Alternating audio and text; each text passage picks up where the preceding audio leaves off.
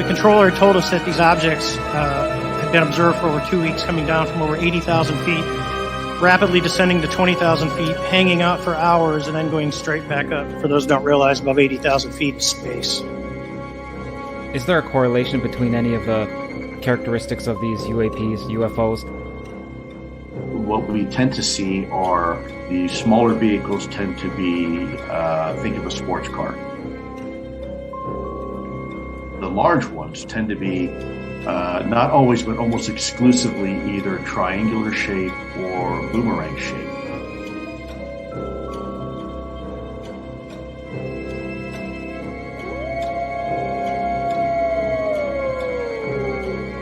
Werewolves?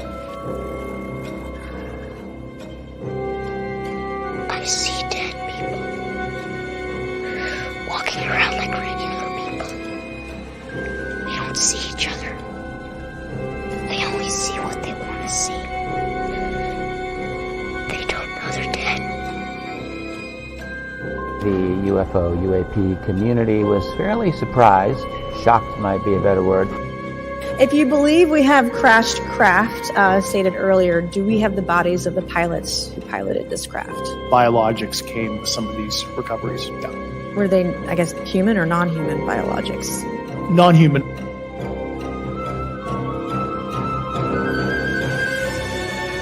Do you think there is life on other planets? Well, I'm not quite sure, but I suppose there would be. Oh, I've seen a flying saucer. You've seen one? Yes, definitely. At Lane Cove. When was this? 1953. You don't think this is a figment of your imagination? Several other people with me saw it.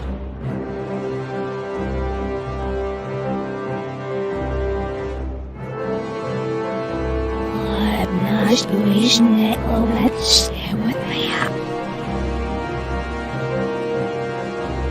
The power of Christ compels you! The power of Christ compels you!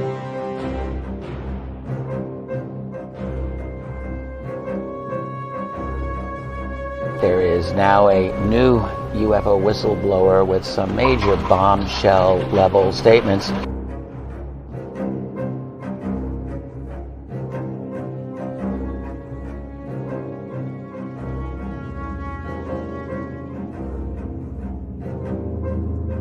There is very compelling evidence that we may not be alone.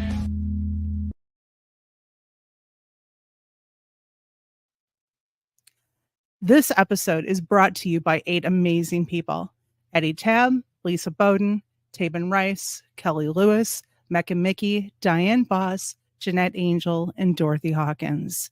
And a special thank you to all of the subscribers on YouTube and the followers on Spotify. If you wish to support the podcast on YouTube, you can hit that join button below to become an Eyes to That Sky member. Or if you want to join our Patreon or provide other support, the links are below in the show description. But now, on with the show.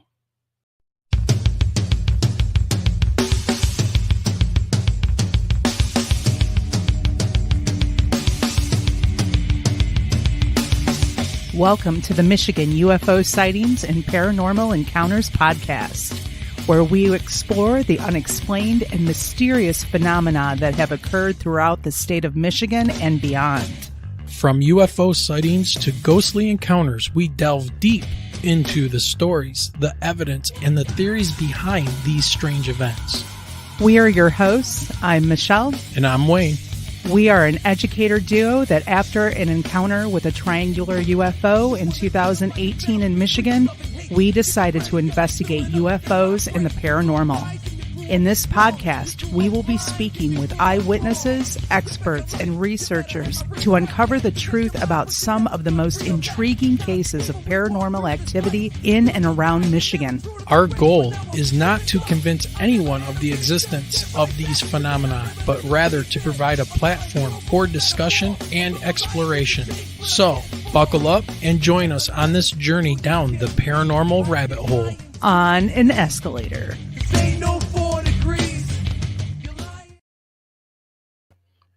All right. Hello, everyone. How is it going out there? I'm still dancing in my seat to the music.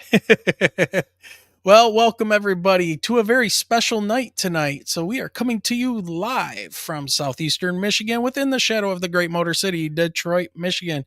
We are tucked away in our little humble abode, and we wanted to welcome everyone to the show. It is Wednesday, July 10th. It's not Sunday. It's Wednesday, July 10th, 2024. And we hope everyone is enjoying their summer. And the weather here... Summer is flying by. Well, summer seems like I fall gotta go back here. to work soon. I mean, they're calling me back early. What's going on here? I'm doing some summer work on the 26th of this month. Yeah. Well, anyways, we're dealing with Hurricane Beryl or Burl, however you pronounce Beryl. it. The rain, and we are getting soaked down to the bone. So yeah, we had a show cancellation on Sunday. Our guest was Constance Victoria Briggs, and she had a medical emergency with her family and had to cancel on us again. So we wanted to still get a show together, and I'm thinking, who is somebody we could have on that was a lot of fun and very interesting? So then Wayne asked me, and I'm like, how about some remote viewing again? Yes. So we had to get Bryan Bowden back on, so he'll be joining us here shortly. Just a couple quick things we need to talk to everybody about as usual. All right. So this Sunday, July 14th, we're going to have a rabbit hole of a rabbit hole type of show. With a squirrel hole. Yeah, with a squirrel tucked away somewhere down in there. But we're going to have Nathaniel Gillis joining us again to talk about the warring factions within our government when it comes to true disclosure and the part that AI might play or be playing in all of this, especially possession. You know, he's a religious demonologist, and he takes a very spiritual, religious view of a lot of this stuff. Some of the things I agree with, some of the things I don't agree with, but it's all very interesting, and it seems to point to kind of the same directions. But we're going to be playing with that this Sunday. So it's going to be a whirlwind of a show. Make sure you come and hang out and join in the conversation. It's going to be great. So remember, if you have any stories to tell us, please email the show at mi.ufo.podcast@gmail.com. Yeah, you guys have been quiet. Now, I know it's the summer and everybody is like, they're doing their summery things, but you guys can still email us. Send us some stuff so we can do a nice show with all of your stories. I need stories besides the ones I'm going to read with my children soon. Yeah. Also, if you wish to make a donation to the podcast, you can do so with PayPal, Super Chats, buy us a coffee, or join the Patreon.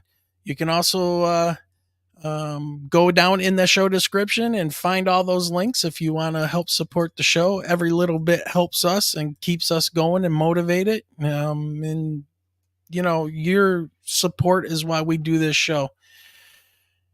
Michelle, what's that one? We are just how many episodes away? We are 4 episodes away from the 100th episode of doing this podcast. Absolutely. Yep. We're going to be having a get together at one of our favorite neighborhood establishments, New Boston Coney and Grill. And we know that Taven was there recently because he posted the menu. It was kind of like, yes, post a picture or it's not true. Yep. So he posted a picture that he was just recently there having some lunch or dinner. Got a little bit of heat on Facebook, but I think that we calmed that one down. Yeah, we took care of that. Yeah, so we're looking at probably August at this point now. So we've got some weird time schedule constraints and everything coming up. So Nevada, Connecticut, and South Carolina again are going to see one, if not both of us. Yep, exactly. So it's going to be an interesting next month and a half or so. And then lastly, we got to say hello to everyone on X, YouTube, of course, and we got the chat going, and we're also back on Facebook on our Facebook page. So hopefully you guys, and you can chat to us from Facebook as well. I don't think X allows that to happen, or you got to do something special with Twitter/X. I don't know, but anyways, we're glad you guys are here with us. So who do we have right now? We've got Diane Boss with us. We've got Kelly Lewis, Straw Dog, Mike J. Yep. I saw peeking. who else was in here? I'm peeking. I think we got some sleepers. So and look, hey, look at this. What? Bada boom, bada bing. Oh, look at you, girl. Thank you, Diane. Diane Boss giving us our first super chat of the evening. We appreciate $5. Glad to be a part of your show. Thank you, Diane. You are awesome, and we are very happy to have you here. And your donation is very, very appreciated. Thank you. I'm sending hearts. I'm sending lots and lots of hearts. Yep. Now we're only $15 away for paying for our StreamYard. So, don't say it too loud, otherwise StreamYard will do what Netflix and we had to cancel Sling. Sling was getting insanely expensive. You cannot watch just cable TV or stream a TV show anymore without it costing an arm and a leg. I was impressed that Netflix had the new Beverly Hills Cop. Give me Eddie Murphy and some comedy. That worked for me. Yeah, great show. Netflix and Peacock, those are my favorites. All right, everybody. The moment you've been waiting for. Time to get our... If you guys were around in February when we first had Sir Bryan M. Bowden on the show, you will know that Michelle had a crazy experience in time doing some remote viewing. And it seemed like during that show, I was picking up on stuff that Bryan had done like throughout the day. But I wasn't really remote viewing much. It was like just kind of coming up with things in the news and things like that. But Michelle seemed like she was bouncing all around the timeline, and God only knows what was going on. So we're going to go ahead and we're going to bring Bryan on right now. So everybody, let's bring on Bryan Bowden. There it is. There it is. There is the castle. Now, this is going to be really weird. I got a list of questions here that we want to go into and talk, but we got to start with what happened with Michelle just a few moments ago. Okay, so first we got to recap as far as what happened during the last episode with the picture that Bryan just showed with castle in the water. And the notes that I had written down before that picture had come out was that like a castle or a church of some structure. He's already getting his paper ready. Yep. Neuschwanstein Castle in Germany. Yep. On the Rhine River. And I remember some of the things that I wrote as far as women, water involved. There was a bridge. Well, then that picture got shown and it was like, wow. Okay, that was just absolutely freaky.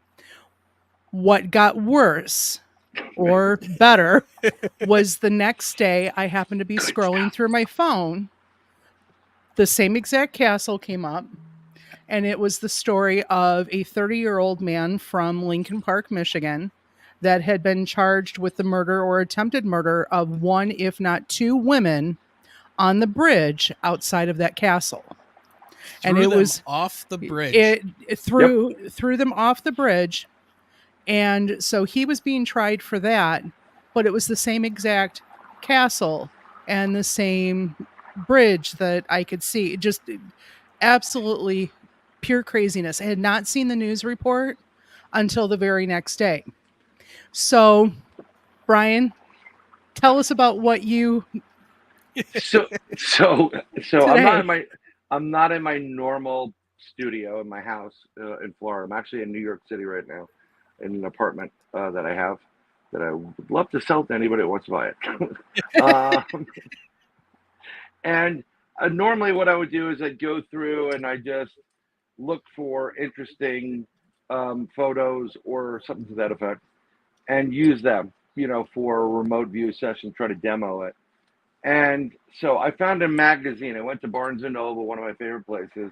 I found a magazine. I also found these. I love tarot cards. I don't necessarily play around with them. I've dabbled, but I love the designs and there's something artistic about it. I just have a collection of them. But these are psychic tarot cards. I don't know what that means, but we'll find out. And I use these things, not only with myself, but try to demonstrate or play around with other people to see what abilities they have. And so it's going to work out great because we have now an unlimited source. But what I did was I found a magazine. It's a Life magazine and has all these different pictures in it. And I'm thumbing through it, and the first picture I opened up to was page 51, the castle. Amazing. It's the same castle. Same exact castle. Actually, and it's really interesting, it's on the back of the magazine too. And I didn't even notice it. And I found, when these synchronicities and signs start happening, I just smile because there are no coincidences. And I'm going to avoid the castle tonight. Well, this one at least. And we'll see how you do down the line. But it's just, when these things start happening, the probability is exponential. Okay. And the fact that you've contacted me, I was, in a place where I can't prepare properly. I went out specifically to go get something to make this better for everybody. And there's a whole slew of them. Another thing that works great is I'm not literally seeing it and knowing what it is all day long. So now I'm going to go pick something. I'm going to fold the page to that page, and I'm going to just turn it over. And then we're going to go through this process. So I'm going to be blind. And the reason why I like this is sometimes when you have, I just do remote viewing. I'm not trained in it. It's we'll call it customized. There's formal remote viewing. There's Hawaiian remote viewing. There's so many different ways of doing it. If you really want to spend the money, which I do, I want to go to the Monroe Institute in Virginia, and they offer two different classes. It's like sessions. It's a week each, and you can go through it and learn and be trained as a remote viewer. Everybody has this gift and ability. Everybody. All these abilities the psychics have, everybody has them. And it just depends on how you open up yourself and allow it to happen. It's kind of like going to the gym. You start out with a 5-pound weight, and then after a week, you go to a 10-pound weight. And then after a while, you're building muscles upon muscles. So you just have to start using it. And that's one of the wonderful things I love doing about these demos is it gets everybody involved in it. Like literally everybody that's watching right now, you guys are going to take part in this. Yeah. Sorry to interrupt you, Bryan, but sure. Building off your analogy, right, with the building muscle and stuff like that, I lift weights and do all that stuff. I'm very much into that. Is this true in the same way? Like, you don't build Rome in a night, right? Right. Is this? I mean, I know a lot of people say I have an ability. But are you building an ability? Is that something that you grow? Or is it just, it is what it is? So from my experience, the first thing I've been like this since day one. I wasn't reading like ever since I'm a little kid. The first one that everybody has is the empath ability. And that's where you feel emotions. And it is unless you're a psychopath. Oh, well, they even feel emotions. This is why some of the empaths that are serial killers, they get off on it. They literally connect to their victims. There's a vibe that comes from them, and that's part of the empath end of it. It's like your sixth sense. It's your gut feeling. Like when you go someplace, like I don't feel good. I don't think we should get in the car. I have to use the bathroom. That's your psychic ability kicking in certain spots. And if you really want to build it or enhance it, then you have to start doing certain things. I'm opposed to, for me, I don't like to be told what to do. So I do not like guided meditation. Do not guide me through a meditation. But I've started doing meditation, and I think I mentioned it before. There are these things called binaural beats. And Yes. if you have an iPhone or even on a Google platform, I believe it's Bonsai Labs. I like that one. They do offer you a free version, and you can pay like 99 cents or $2 for the, they just give it to you at that point, and you have like several different things you can use. But one of them, it helps you get into a meditation, and you have to get into a meditative state because everything is all over the place, and you need to literally you can try it for 5 minutes if you're not good at it, then work up to 10 minutes, and then hopefully you'll get a good hour's meditation in there just to center yourself, get start clearing away the BS, and then start receiving information. That's how you build it, and then practice gets practice. So I've always felt I used to do things on the bus going back from school. I went to school in New York City, and you get out at about 2:00, and you're taking this private bus up, like a city bus, and you're bored. So as a young kid, you sit in the back of the bus because that's where the cool kids are. Yep. And what I would do is, there'd be at least 8 different stops, picking up new people on the way before it starts going express. Then I'd sit in the back, and I'd be bored, and a lot of times I would just focus on somebody, pick somebody from behind and go, turn around. Hi, just turn around. You can say hi, but I'm not speaking it. I'm actually thinking it. That's where your consciousness is coming in, right? That third eye. And a lot of times you get people really sheepishly looking at you because they feel that. You ever get I felt like I was being watched? Same thing. I was watching them. I was bored. And then you get some people that turn around and they're like, they give you the cut the shit look. Like they're just get it. And they may not be aware that they're psychic or using their gifts, but it just resonates with them. They're very quick to it. So that's one of the things you can do. Another thing you can do is you can try to do predictions. Like you can take a deck of cards and just look at them and think really hard, and like ace of spades, 4 clubs, whatever, and just start tallying it. The more you do that, the more you're exercising your ability, and that begets other abilities. I didn't start out with all these different gifts, I thought it'd be pretty cool to grab somebody's watch or something like oh, the guy that made this was 98 years old. He got paid $3. People can do that. I do that every once in a while. I can put my hand on something, and I get the image. I see things through it. That was a surprise actually to me. We were apple picking with my kids in New Jersey. There's a place called Battlefield Orchards, and on it is a whole old home on a fresh slab of concrete to preserve it. And all the windows and the doors are boarded up, and it's painted like a colonial gray or something. So we were at the tail end of the day. My wife walked with the kids, and I went up to it because I love history. And I literally stood in the door, and I put my hand on the door frame. And appearing right before me, I saw a window right opposite me. There's a big room. There's a doctor who's covered in blood and wearing white. There are 3 wooden tables, and he's trying to figure out how to take the leg off of one of them, these soldiers.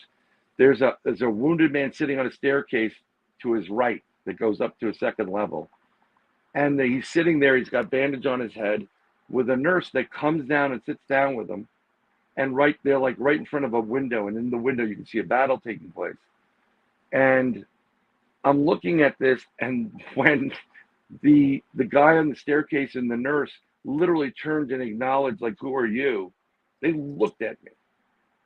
I was like, whoa, I took my hand off, it goes away. So I was seeing into a time period and a future, a past event.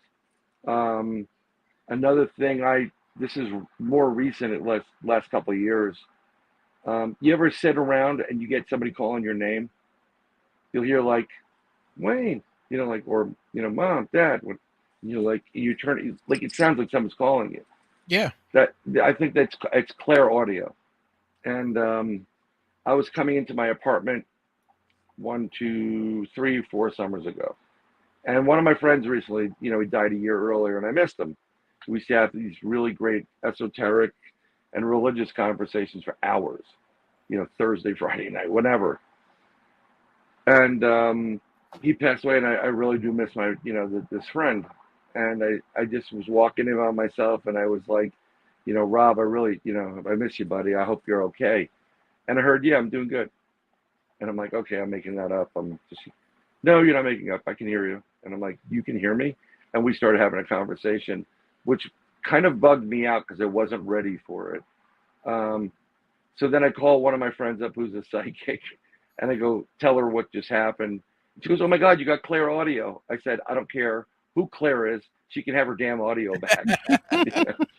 So, yeah, but I've been doing something similar where I've done readings for people, and I do readings. I do paid and non-paid. A lot of non-paid, but I do paid readings. And I actually helped a woman another woman from Canada who was having bad dreams, and she's, like usually I can change them while I'm there. And she was thinking about her dead daughter, who died of cancer. I think on the spine when she was like 20-something years old, really young. And her husband, her second husband, who was the love of her life, and he just, he died like 6 months or a year earlier. And she was in a bad place. She was thinking about, killing herself. And I saw her husband and her daughter there, and I said, yeah, we're doing it through Messenger. I said, I got to call you because this is too much to type. I'm not a stenographer, like this is an episode of CSI. We got to just have a conversation. So I started having a conversation, and I started doing what I do. And the way I do it, it's as if I've known it my whole life. Like I know my name. Information comes, feelings come, smells, taste, touch. It's interesting because I'm a science guy. I'm trying to quantify how the hell does this happen? It's as if I've experienced it. And I start talking to them, and I can hear them, and I know what they're saying. And, long story short, I was able to literally stop her from doing it because you got to understand something. We all have bad days, right? Life is an EKG. So you have your peaks and you have your valleys. And that's life. There's ups and downs, right? And what you're trying to do is limit how high your peak is and how low the valley is, right? You want a little one, but some of us don't have them. What you really don't want is the flat line, because that means you're not going to have a peak or valley ever again. And you're going to transform from here up to there, or depending on what you've done, down to the bottom. And I was able to help her out. I mean, like literally help her out. They even said to me to tell her that they're each going to give her a sign. And the next day I got literally within 12 hours from that phone call, she goes, oh my God. And there was I said, you're going to get a feather and a coin. And sure enough, she had a feather and a coin up here. Took pictures of it. So this is how it works. It just keep doing it. Like you two can do something great, or with, you can even do it with students and kids, like, extra credit. I have 3 cards up here, 3 envelopes. Tell me what they are. And if you get them right, I'll give you extra credit on the test, or, something to that effect. You know what I'm saying? Yeah. It's fun. You got to play around with it.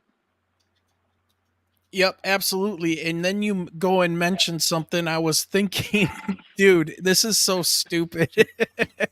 I woke up this morning, and Michelle's got something to talk to you about here in a minute. Sure, but I woke up this morning. I'm your huckleberry. Just keep me here all day. Well, hey, I'll be up till 2 a.m. I got to be. I don't sleep very well.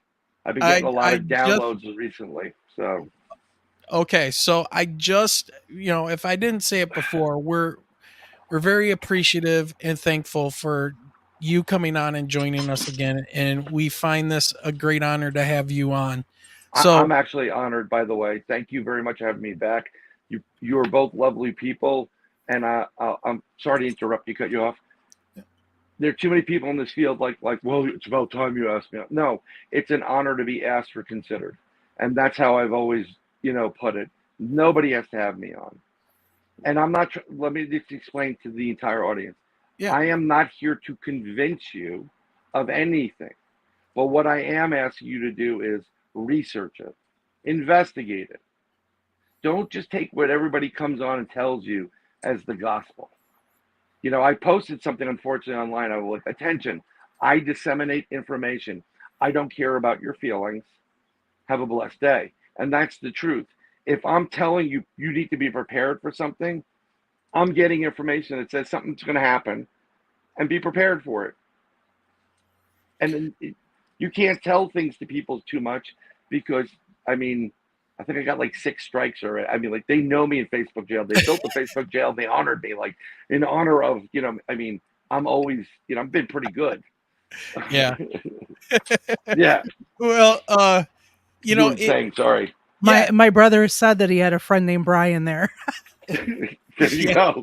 Probably just mention my name. You'll get a good man. seat by the window.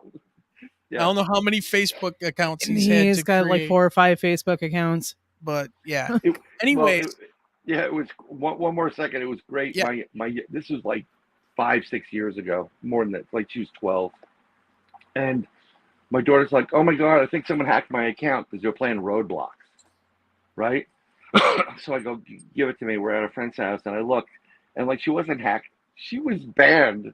She was had Roadblocks jail. And I oh my God, you made me so proud, honey. I started hugging her. She was upset. I was like, this is great. We're Americans. We're revolutionary. We got to do this. That's broken right. down the 4th wall when she gets blocked from Roblox. Yeah. So, go ahead. Sorry, I apologize. I'll shut up. No problem. Well, I'm gonna light a cigarette. This is sorry, folks. This is one of the things you mentioned, synchronicities and stuff. And I wake up this morning and I grab my coffee and I usually sit down. I bring up YouTube and see what kind of videos. The first 2 videos I watch are about UFO, anti-gravity. Well, 2 scientists from 2 different companies who are working on anti-gravity. And I've got their names here and I wrote this elaborate thing that we can talk about later. Sure. But when I watched that video and then I watched the next one, the first thing that came in my mind was, you've got to talk to Bryan about this. You've got to talk to Bryan about this. And It was like, and it actually in my head, it said, this is a synchronistic thing happening because you're having Bryan on today. I'm not kidding. That's what went through my head. That it does happen. I was watching your opener. Last time I was on, I couldn't really watch. I was trying to get situated, whatever. That triangle UFO you saw in Michigan. Yep. Mm-hmm. It was pretty clear. It was low, floating, right? I can't give you proof of it, but I'm going to state the following. Well, if you see a triangle UFO, you are actually looking at something that has been reverse engineered by the Skunk Works, and it's called the TR-3B. There's blueprints of it. It is an anti-gravitational machine, and they use that to do the same thing the ATs are doing and keep propagating the abduction narrative, because they are abducting people too. But what they're doing with them, I don't know. But on that craft, you will also come across small grays, and those are the 4-footers. They're the little ones that you see, coming out of the ship in Close Encounters. They are a biological entity. So it's an extraterrestrial biological entity, EBT. They basically clones. They're worker bees. They're not very bright. They're not smart at all. Totally different than the tall grays, which are anywhere from 5 feet to almost 8 feet. Some of them are, and those are the ones that you see. There's a video that came out. Well, I got that video in 2012. or something to that effect. That was sent to me by mysterious 000 address. And I had that video for a while. It's a tall gray talking to a gentleman from South America. And they're having a conversation. It's two emissaries. He's an ambassador, the gray. And he's the guy that's there greeting him is telling him what's going to happen and who's coming up. Those taller ones are really, really intelligent. They're the ambassadors. They come down. They may help make deals, and they do these things. But you will find the smaller grays on board these TR-3Bs. So if do you have any missing time from that experience? I don't remember if we talked about it. No. Okay. Well, but I did get a message in my head. You got a message in your head which said what? It said, "Get away, you don't belong here, get away." And then instant, unavoidable fear, or I should say terror, that hit me throughout my whole body, which I never had before. Ever. Speaking of fear, Michigan Rob's here. No, yeah, Bigfoot Michigan Rob. What's up, Rob? I'm only joking, buddy. He's a great guy. He's one of my brothers there. They do that purposely because they're doing something they don't want you to know what they're doing. So they can send. It's really interesting. They have the ability. They've been doing this. They use the same technology in the Iraqi conflict, where all these Iraqis gave up. And when they got interviewed, they were like, why'd you give up? And they were in their foxholes in the middle of the desert all by themselves, and they heard Allah speaking to them. This is technology that is very available, and you can do it anywhere in the world. If you get your signal right, and that's all I have to do is get one person's signal right, and then they'll tune into yours. Because each one of us has our own electronic ID number. It's kind of like your cell phone. It's not an IP address, but it's a frequency that registered to you. And if you two have children, your children will have a frequency that's a little similar to each one of you, depending on what characteristics. So they can tune into that.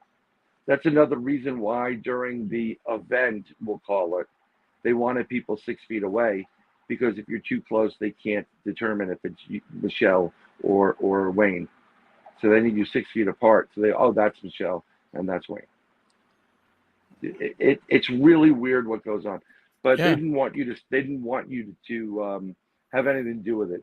So we do have this anti-gravitational ability. Our technology that we received from these ETs during the Eisenhower era, that whole story, Eisenhower making a deal. Again, his great granddaughter even says, or granddaughter, I forgot her name. She's even, we made a deal with extraterrestrials. But, like back then, they had these better craft, and they pretty much said, you know what? Yeah, we'll make a deal. We'll give you some technology, and you allow us to abduct people, so many people. Like, yeah, sure. But they didn't give us the high-end crafts. They gave us like the Yugo of extraterrestrial crafts. We got a Prius, and they're running around in a Lambo. But over time, with these smaller grays operating the craft, they pretty much are the drivers. Not a good idea. They get crashed from that, or they'll get crashed when we start using the harp or Thor or Thunder. Harp, Thor, and hammer. These are 3 separate devices, and one controls the weather, goes through the stratosphere. That's with harp. But we have the ability to literally pull energy directly from the sun and pinpoint it like the Death Star. So they can play around with these things, and they'll get you out of the way to do whatever they want to do. Whoa. But we have this technology. I mean, everybody's trying to invent it, but it's like anybody that's invented an engine that runs on hydrogen, water. There's a whole bunch of stories. They wind up unalived. I was going to say, there's I can't remember the name of the scientist, but he had figured out a way to have a car run on water, and he didn't make it too long. They took took his stuff, and then he disappeared. Yep. Yeah, I mean, it's just you got to think of it on an economy scale. Like, Yeah. you know, they know Bigfoot's real. They know the Dogman's real, and there's some other cryptids out there.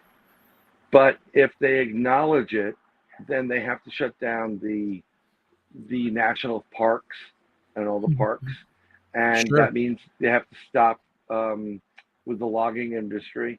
And you're talking about hundreds of billions of dollars, if not close to $1 trillion industries. They're not going to do that.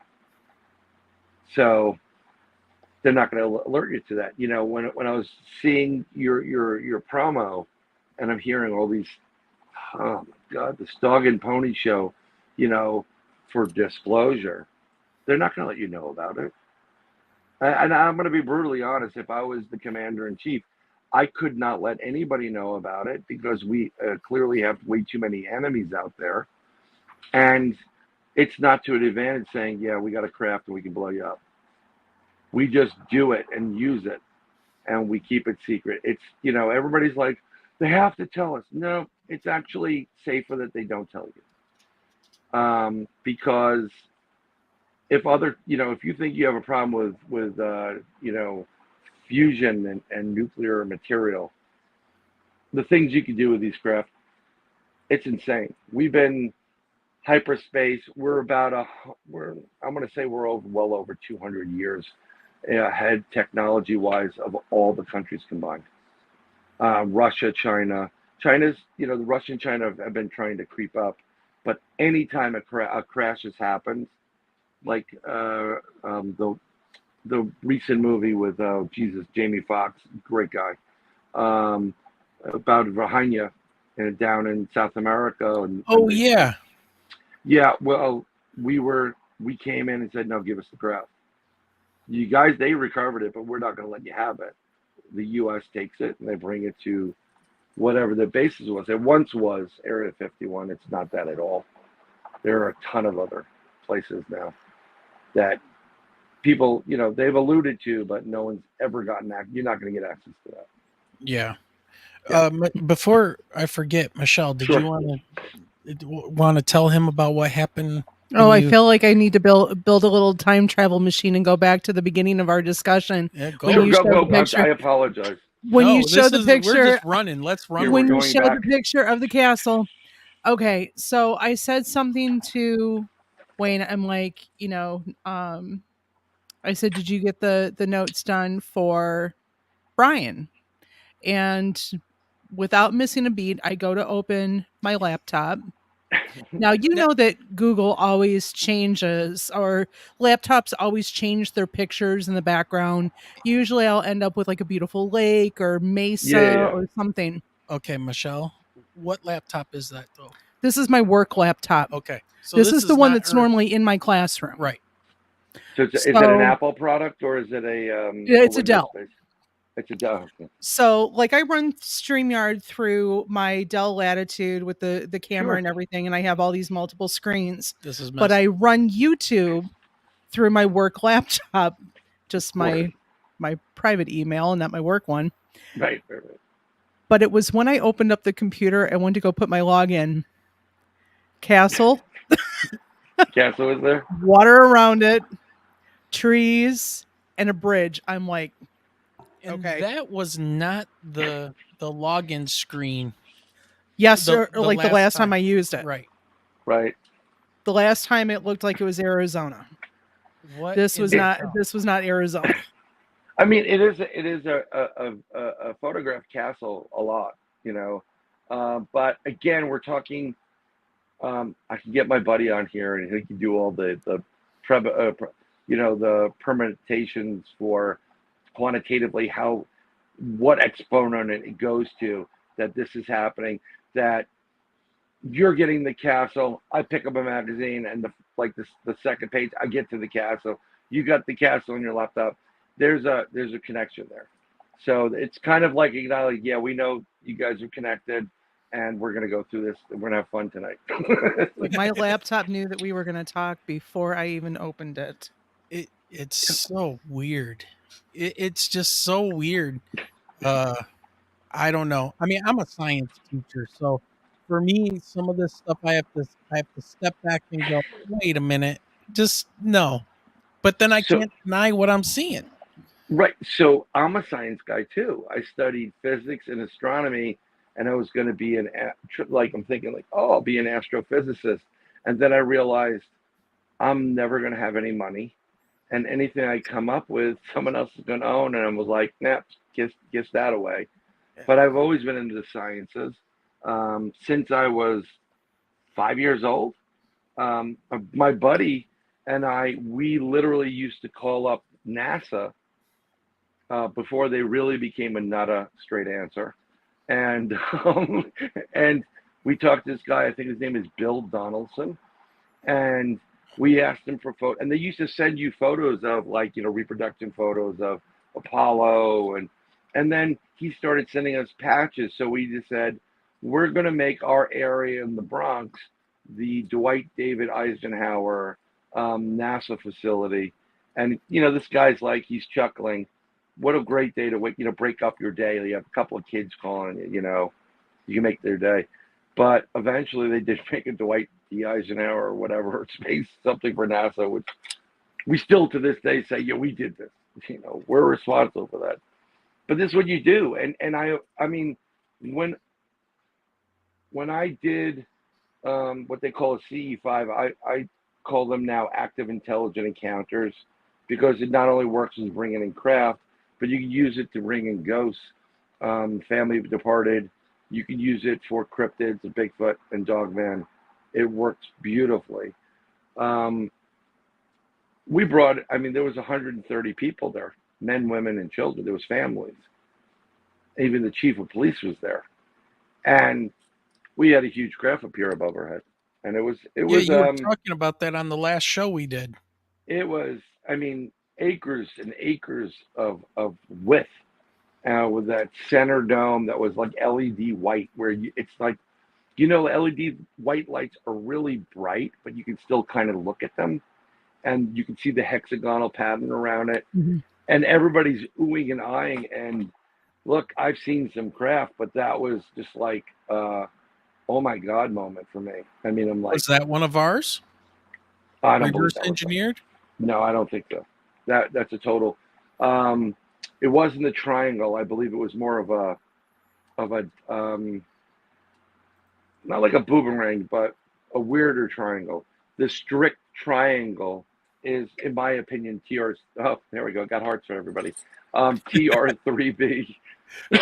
Excuse me.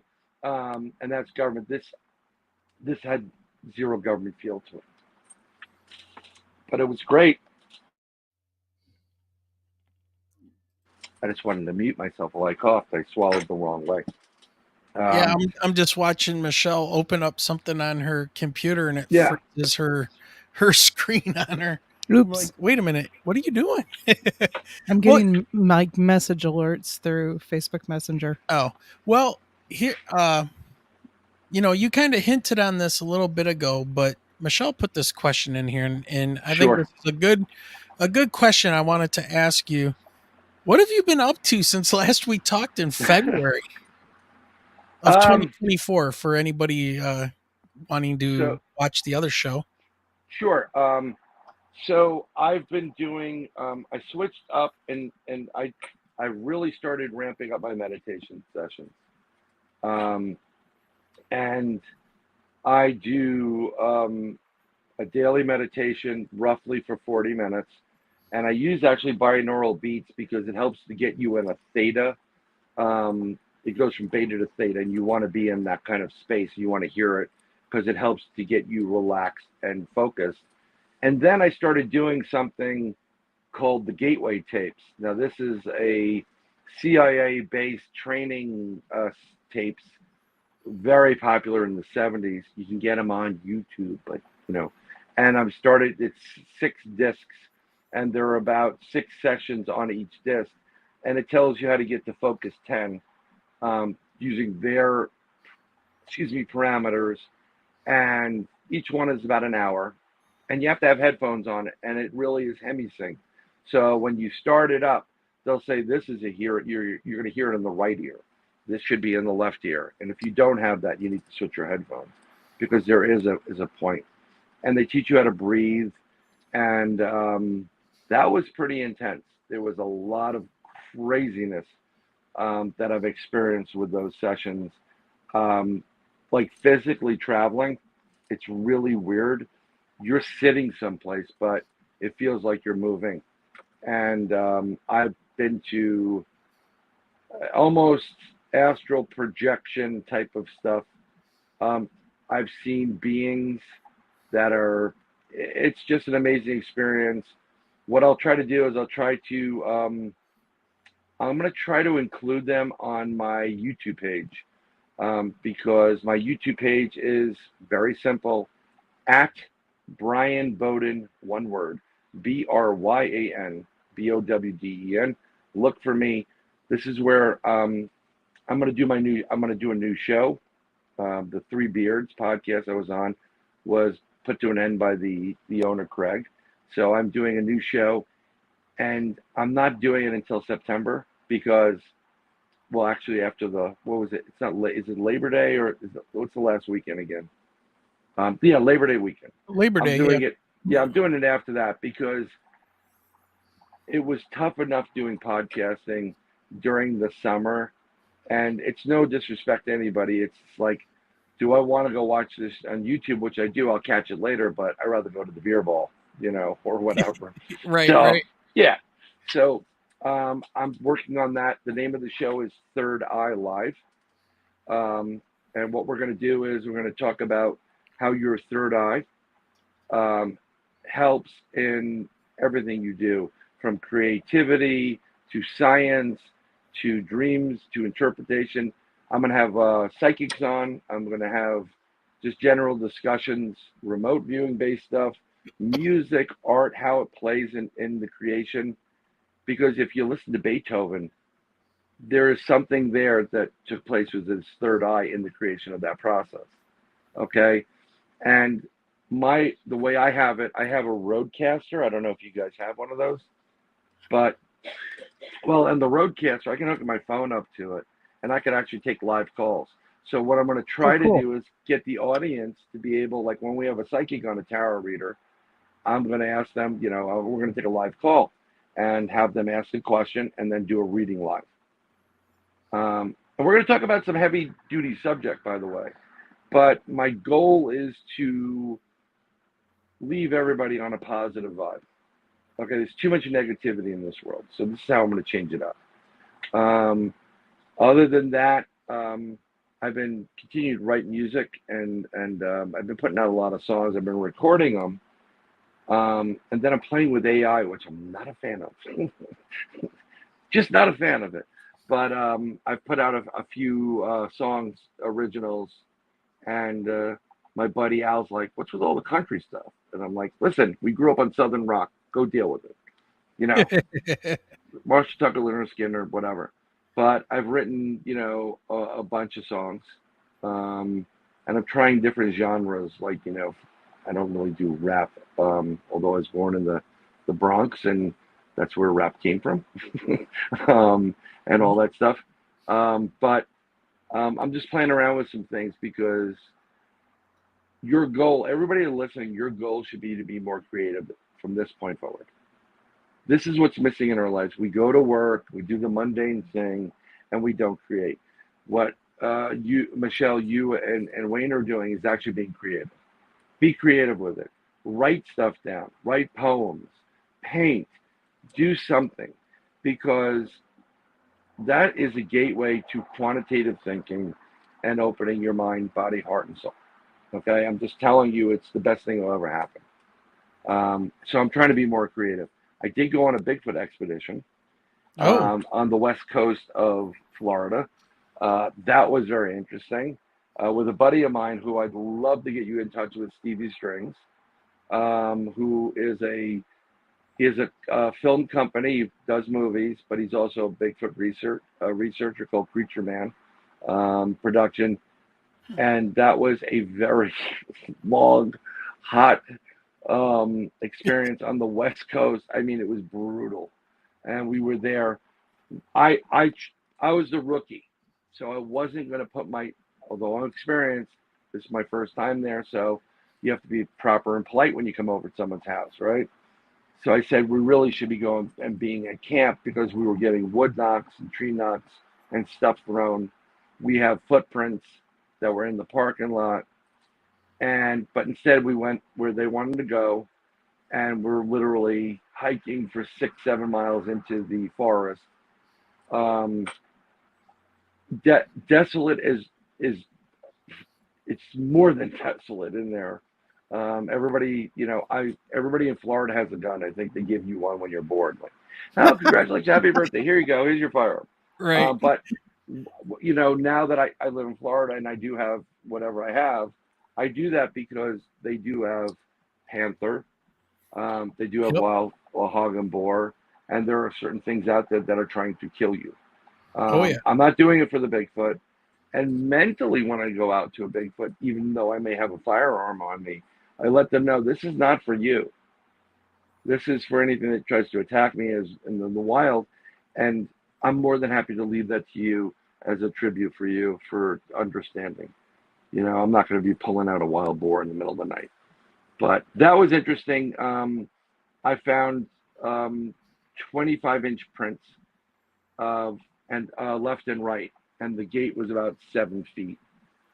This is a big, 25-inch prints. I'm going to go in the 12-foot range or higher. Big thing. They were older. They were in the mud, and it was slowly, there's a lot of sand there, and it was slowly filling in. But I did get the LiDAR on it. I wish I could show it, but to do that with this thing, it would just probably kick me out of the room. And even my buddy Steve's like, we should have listened to you. We should have stayed in camp. It's like, it is what it is. And then when we got back from this hike, it was like, I'm not kidding, it's like 110 degrees with like 100% humidity. Yep. I was just, I mean, that expedition told me, you need to stop being a fat ass and start working out because it was brutal, and I was, everybody went to their tent, and I said, you know what, I'm not going in my tent.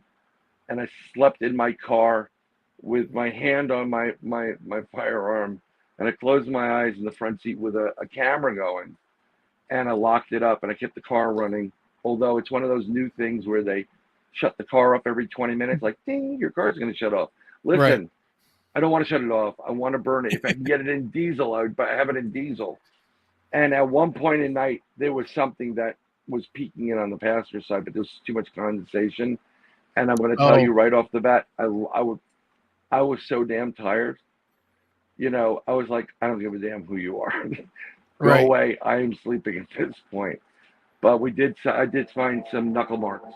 So whatever was looking into my car at that point had its hand down there and like leaning in to look in my window. And that was interesting. And then I recently did something in New York. One of my friends, his name's Riz Mirza. He's a trans-channel psychic medium out of California. I've known Riz since we were like 8 years old, and he's from my neighborhood in the Bronx. And he went out there, and he came east with his wife, and they started doing a lot of like almost like a travel blog. He's got a couple 100,000, almost 1 million people on his site.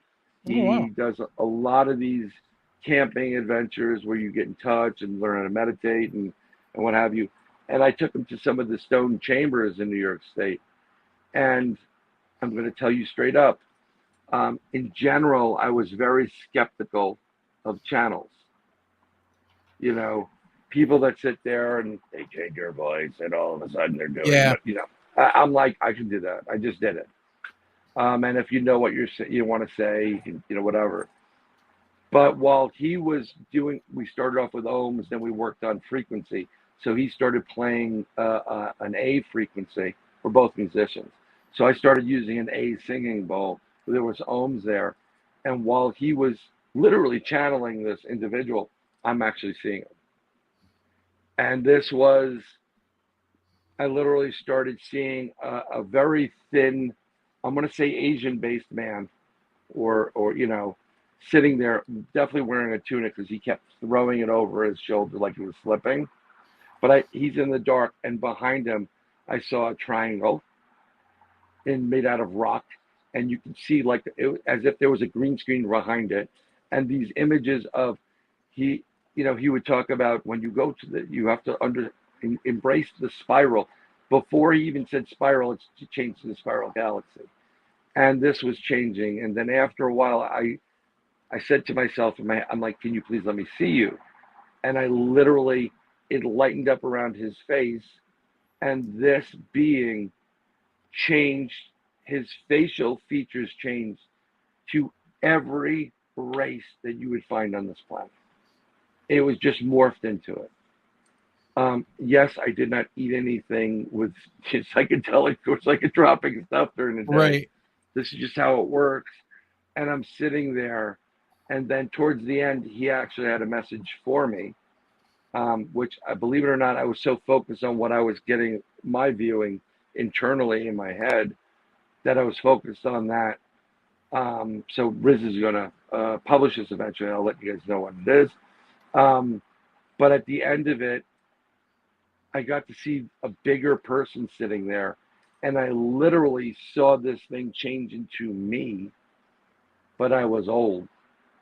Like real old wrinkles in my face, gray. It was the most bizarre thing I've seen. It was as if I was a very old man, something like my great-grandfather. And then that it morphed into my father's face, who passed away a bunch of years ago. And then it just dissipated. It went away. So my whole thought on channeling has changed dramatically, because I was actually there to verify what they were saying without influence. This was the way I operate. I think we talked about it before. I see it in my head. So if you said the number 20, I can see 2 and 3. I can see an oak tree, whatever you say to me. Can you visualize? Yeah, I can visualize it because I know it. I've seen it. That's what this was like. And it's like a movie playing over my head. But I guess I'm a little bit odd. A lot of friends that I have that are psychics, for some reason, after they give you the reading, they forget it. They don't retain it. And I retain everything. I don't know if that's a curse or not. So that's what I did for the most part. And I'm just trying to deal with 2 daughters and a wife for the most part. Well, You know, there's a couple things you were talking about that I wanna. Sure. I've been jotting I'm here notes all night. here. Yeah. Well, there's a couple things, right? So talk about synchronicities. Let me go to this one first. So I spent probably a good 30, probably about 30 years, 35 years of my life studying martial arts, teaching martial arts, doing learning everything I could about fighting and martial arts and the philosophies that go behind that and everything else. Sure. And one of the things you mentioned about with the binaural listening, binaural beats. Yep. Trying to get in that zone. We used to do something like that when we would go on the mats and do sparring and training and stuff. Oh yeah. And in Japanese it was called mushen, which meant like a calming mind, or it may be zanshin, where it was like single mind, right? Mm-hmm. And we literally, and I mean, I'm interested in what you think of this, but when we would train, we would get into like this literally almost like a trance-like state that once things started to happen within the match or whatever we were doing, if we were sparring or whatever, everything else around between you and the other person blurs. It literally blurs. Oh, yes. And, you know, it got to the point because we did what my main school was. I started out with Aikido. I wasn't very happy about Aikido. It was kind of fluffy and all this stuff, but I wanted to know where this came from. So my instructor and I, we and his instructor, we all decided we were going to start researching the roots of where this came from. And we came across the Takeda clans, Daitaru, what was called Daitaru, or the large school or large sword school of what Aiki Jiu-Jitsu. It comes from Aikido comes from a very high level of competence of being able to understand and use energy from a very martial, hardcore system. Like, this was a samurai fighting system. I mean, everything was developed by, 120-pound short Japanese warriors that didn't have a lot of muscle, but they wore 80-pound body armor and swung 3-foot steel blades around. And they did it efficiently. And that was after they would march to a battle in all of this stuff. So there was something to like how they moved and how they thought about things and how they looked at energy and everything else. So this system, it was one of the most brutal that survived down to this day, but not everybody could learn it. We were lucky enough to find somebody who would teach not only somebody outside of the clan and outside of Japan, but a foreigner, right? So we learned a lot of this stuff, and it made a lot more sense because Aikido was kind of like the star, how do I want to say this? Like once it's like the college level of that martial art. Yep. And we would get to the point where somebody would want to grab you, right? You're already moving because you could already sense the movement. Right? And so when you talk about, training and building this ability up, I mean, I would see that in my students and myself when I was learning how to do all that stuff. And we just chalked it up as, hey, that's the way it is. But it's like that. Do you imagine what you could do if you had no fear? Right. Well, and that's what, that's that mindset. And if you take, we are so scattered all over the place. It's like that tattoo, ADHD. Ooh, a squirrel. Yeah. Instead of ACDC, ADHD. This is what you're doing. You're actually getting rid of everything that's not important, and you're focusing down into. I start by I close my eyes and I actually picture a pinpoint of space, and I focus on it, and then you have to work. See, another thing with martial arts, breathing. Yep. It's the breathing. Get that rhythmic breathing gets you into a state. Okay. Not only that, but some of them also a lot of humming, because you're vibrating, you're creating vibration, frequency, resonance. And then what happens is, one of the things they do in the gateway tapes is like, you're always, and when you breathe in, and then when you exhale, that type of stuff. That vibration somehow soothes you, gets you very, very focused. And when you are focused, you start, your body, not that it freaks out, it's designed for this. It pulls up all the other senses, and somehow, and I'm going to say this is going to be weird, time slows down enough that you can foresee the shot coming, and then you can react to it. It's all focused. That's why all these like super thin and Mr. Miyagi types, they're so good at it because they learned how to calm their mind and focus 24/7. And that's why they can stop things, and they're so quick, it's beyond belief.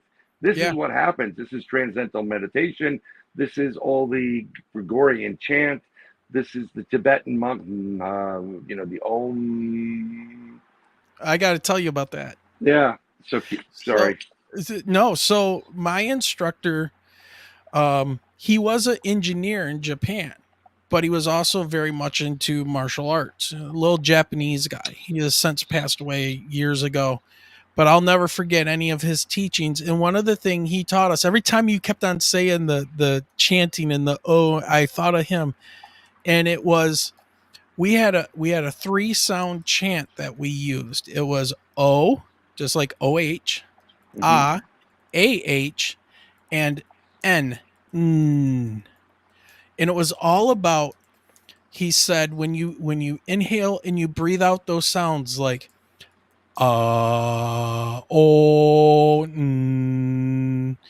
each sound, first one was for your heart. You vibrate the heart. It's very right. Then there's that's for your thyroid, your neck, and your lungs. And then the now this was very interesting. The end sound that what people say like humming is the end sound with your tongue up on the roof of your mouth. And get this, he said it was for your pituitary gland. Yeah, because this is so important. Right there. This is why they're trying to calcify it with fluoride and all that other crap. Yeah. And you can decalcify it if you take iodine. You could eat a lot of fish, but the amount of fish you'd have to eat is insane. You can get iodine drops. Yeah. Well, that's what she does. Women are totally different animals, gentlemen. And multiple. I have 3 of them. Oh my God, are you guys different? Because I mean, like, it's insane. Because men are normally one side of the brain. Yep. Women are using both sides. Now, when you're artistic, mathematical, quantitative, creative, you're actually using both sides of the brain. That's why you're more likely to be intuitive, and you know, that's the important thing. Women are always intuitive. That mother's intuition, you know, it's just how they're built. This is the difference between men and women. But 99, I would say almost 100% of people that are male and have abilities have some kind of innate ability. Usually starts with drawing. They can just calculate quickly. They just see things, and then they're able to use both ends of the brain, both sides. So yeah, it's interesting. You said pituitary. Yeah. You know. Well, and then the other thing I wanted to jump out and say, since you brought it up, was that intro music that you hear was from one of my bands in the 90s. I was in 2 bands. I started and formed 2 bands and recorded 2 albums. One was like a thrash metal album, and the other one was more a new metal rap singer with heavy metal rhythms in the background. That's the one band you hear at the beginning, because I didn't want to deal with a little more anthraxy, huh? Yeah. That was kind of the feel. Like, we knew the guys from Anthrax and stuff, and it was like when they did Bring the Noise, I was like, oh my God, this is going to be the new thing, right? So, but you bring up AI music. I recently spent about 2 weeks taking my first album that I did and redoing it all with the lyrics and putting it into AI. And I just released that whole album redone as a modern day industrial death metal and that's awesome. traditional doom metal with a male and female singer that would duet. That's the advantage of AI in certain things. Yes. The problem is, if you played it for me, I could tell you're it's AI. There's a certain key, certain things that it's great for lead guitar. Fun. If you don't play lead guitar, I don't play lead guitar. I'm a songwriter. I've written probably 100 different songs. I'm the songwriter. I will sing. I'm self-taught guitar, bass. I call it heavy metal keyboards. The only thing I've played around with the drums, but usually the drummer in our band's like, get off my kit, you know, and like, we're paying for it. We're going to play with it, you know. But I'm taking the songs, I'm recording it into a DAW, digital audio workstation. I don't have all the stuff I would have here to sing in, you know, the microphone's not set up right. I'm doing a quick thing. And then I use Sonos or phone. I forgot which one. Which DAW it is. I used Udio. Udio, yeah. Well, I know a bunch of people. Udio is actually the one that's taking all this new stuff and creating like new music with the sound and voices of of other famous people. Yeah. They're being sued big time right now. Yeah, them and Yeah. what's the other one? Um, Did you say it already? Is it Sonos or I something don't know. like that? There's another. I don't remember the other one. I forgot which DAW it is. I just use it. And what I did was like, my buddy does lead. He's probably one of the greatest guitarists you ever met. You know, we did some stuff with he tried out for he was Johnny Winter's guitar tech. He toured with the Outlaws. He went out and auditioned for Ozzy's replacement when Randy died. He's really, really good. So, and I've known him since I'm 5. You know, he's the one I did the space station stuff with, right? So we came together. We started doing some more bluesy stuff, you know, like little rock and roll blues, you know, type of thing. And I would go like, the lead has to go do do do do do, you know, whatever. And he'd go, really? And he'd make fun of me because you know I can't do the lead. I can hear it in my head, and I'm not skilled enough. I learned how to play the guitar, but I didn't learn the lead, you know, the fundamentals of that. But what's really important, it's the hardest thing in the world is a drummer. So I have Easy Drummer. It's an add-on, and you can play the music, pull it into Easy Drummer, and it'll automatically, through AI, figure out the drums for the song, put it in. But then you could select the type of style. Yes. You know, like if you want Kenny Arnoff, if you want Keith Moon, you can actually select it, and you can, you know, which is freaking awesome. Because once you have the guitar portion, you can just pull that, do a sample row of it, and then play around and make it a bass, and just take out a couple of notes to give it a little more bassy or add a little more here and there. But the hardest thing is lead guitar. And I do have a decent voice. And, you know, I want to perform this myself. Yeah. But like I said to everybody else, you know, some of this AI stuff, it's, if you look on my Facebook, Instagram, and TikTok, I've posted them. Got some interesting sounds from it. Some women that you can totally hear the AI. Oh, you know. yeah. But you know, I'm like, wow, this is good stuff here. Like one of the songs I wrote, it's I forgot the name of the song. I apologize. And I listened to it, and I had this woman do the song. I dragged it in, let this woman interpret it. And after I listened to it, I mean, I'm getting comments back, oh my God, my heart just melted. Wow, whatever. And it's not that I'm not here for the fanfare, but I listened to the song, I'm like, holy crap, this is a wedding song for somebody. That's how good the song is. Yeah. And if you subscribe to my YouTube page under my Bryan Bowden Original Music, you'll see, you know, I make videos from them, quick videos. You know, I'm not spending my life there, but I could totally see other people singing it. I remember Anthrax. I never met them personally. I met other people. I remember sitting. We were someplace in high school, and I started hearing Public Enemy, like when they just came out. I'm like, I know that voice, and I turn around, and there he is, Chuck D. And I'm like, I'm friends with Chuck. I've known Chuck since, you know, before he was Public Enemy. Great guy. That's awesome. I couldn't be happier for him. I mean, I was in a heavy metal band with that hair down to my butt. I was in like when I was big into U2 and the Alarm, so I was going to say like new wave type of thing. I did a rock and roll thing, and then I remember one of the guys I met when I was at UMass. This guy Andy Gilbert, great guitar player, looked like Jesus, and we did an open mic, and I dressed up in a blue polo shirt with khakis and a skipper hat. He dressed in a tunic, and we called ourselves Jesus and the Skipper. And we literally we went up there and we'd like, hey, little buddy, what do you want to do now? And we started doing like Detroit Rock City acoustic. It was great. It was real fun. Okay, so there's our band promo pic that went out in all of our promo packs and stuff. There I am with the mohawk.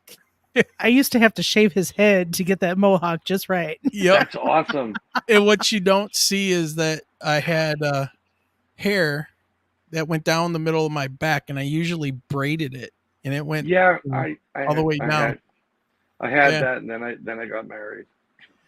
Yeah, then you got to be like, man. Yeah, but yeah, the old band.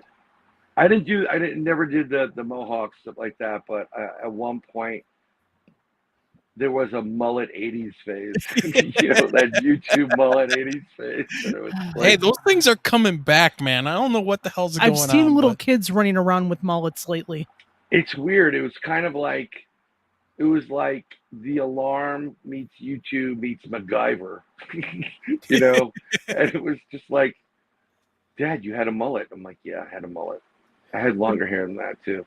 And by the way, anybody that you want to recommend as a guest and get in touch with us, please feel free. I mean, we're definitely open to that. I have no problems with it, and I definitely want to send some people sing for you, Diane. Just go to my YouTube page. I'm not ready to sing right now. I've been up a lot. I don't sleep. What happens is I go to sleep, probably 1, 2. I fall into a sleep. I get a download, which wakes me up, and I sit there and try to process what the hell's going on. Then I try to go back. It just doesn't work. Too much information going on right now. And there's an event that's been predicted, and I've seen it, anywhere from the 10th of July to the 16th. And it's going to be like a sky-based event. And it's going to be, it's a U.S., it's going to take place in the U.S. It's predicted to be in the U.S. One person's predicting something coming from the sky and everybody watching it, almost like a Project Bluebeam, where they use 8D holograms to try to maybe trick the people and the masses. But it's going to be caught on cameras and video, throughout the U.S. It's going to last from Cliff High is the gentleman that's talking about it. Initially, it's supposed to last from the beginning of 7:15 until 1 something in the morning of 7:16, and then the end result of this will reverberate throughout the year for a while. There's another group on the 21st. I know. Yeah, right? well, there's another group called the Future Forecasters Group, Dick Alger's group. They're a bunch of military trained remote viewers, and they picked up on something happening, but they picked up something. One person said missile, another person said some other type of event. I just posted, just be prepared, have some extra food, water, medicine. I don't have a bad feeling about it. I just don't freak out. That's the best way. Be prepared for that stuff. So yeah. Sorry about that. Nope, that's important information. Michelle, are you ready? Do you want to do some remote viewing? It's starting to get we've been at this hour and 23 minutes. You tell me something already. about the sky. We have a flight on the 21st. We're in the sky the 21st, the 25th, and the 26th, and I'm getting ready to book another flight in August to go see my dad again in South Carolina. So what part of South Carolina? York, which is that about 45 minutes to an hour away from Charlotte. West or east? Southwest. Okay, that's good. In future maps, South Carolina has a big water hole taken out of it. There's a future map, forecasted map. I remember this from the late 70s, 80s, early 80s, that they gave a new map of the U.S. and where my home is in Florida is underwater.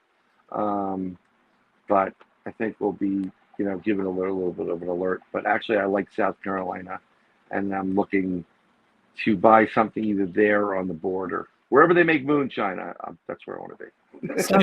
Wow, we were just talking about South Carolina. We were just having this conversation with my brother today at dinner. So I mean, you want to go western South Carolina, as far west as you can go. Just for future reference, parts of Georgia are going to be wiped out. I'll send you the map. I'll send it to Wayne, and then you guys can share it. What we were talking about. And also, unfortunately, I actually had a remote view. I do every August 4th. I do a remote view for 0 to 18 months. Like, show me what's going to happen.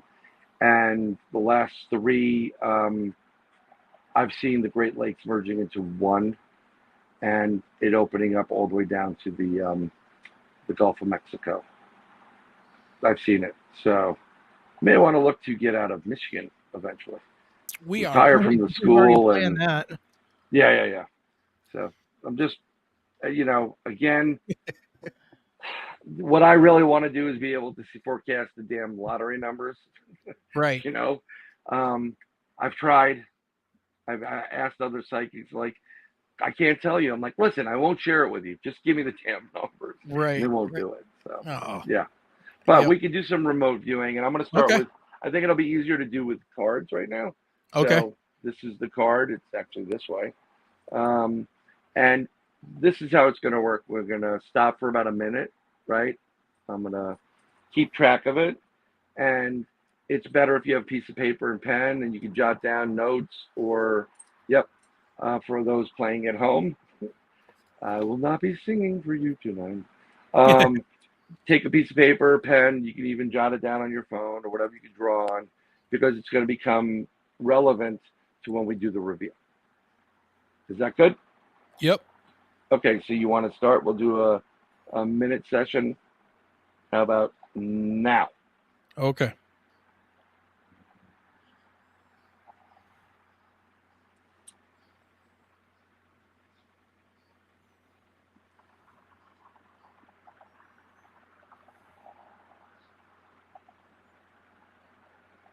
All right, so for those of you listening, we are trying to remote view What's a on your tarot card. Have no idea what it could possibly be, so trying to see if we're close. And All right. when you're remote viewing, you're basically, whatever comes to your mind, you jot it down. Yep. And whatever it is, do not second guess it. Just put it down. It could be a color. It could be a feeling. It could be a smell. It could be something that comes to you. And that's how we're doing it. And we're about 15 seconds to doing a reveal. We'll discuss it first, and then we'll reveal. Okay. That's it. And about 10 more seconds. 9, 8, 7, 6, 5, 4, 3, 2, 1. And we're done. So I'm just doing this first, but I do have a whole bunch of other things I can do. It's going to be a bit bigger. I thought we'd start with the cards. Okay. So what were you getting? Michelle, do you want to go first? Ladies first.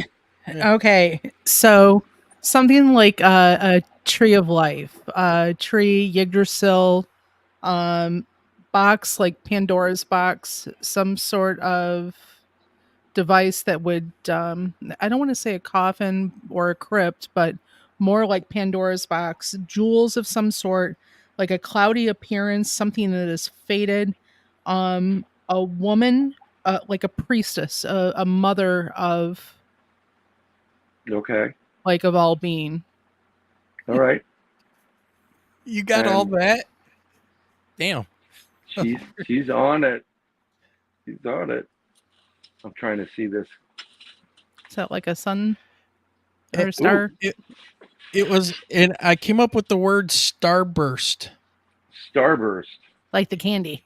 Not like the candy, like a star exploding, and I was seeing this radiating energy from a star. All right, Diane's playing along with us too. She saw sunshine, a rainbow, and a smiley. Okay. This is very, very interesting. I'm going to reveal this now. Okay.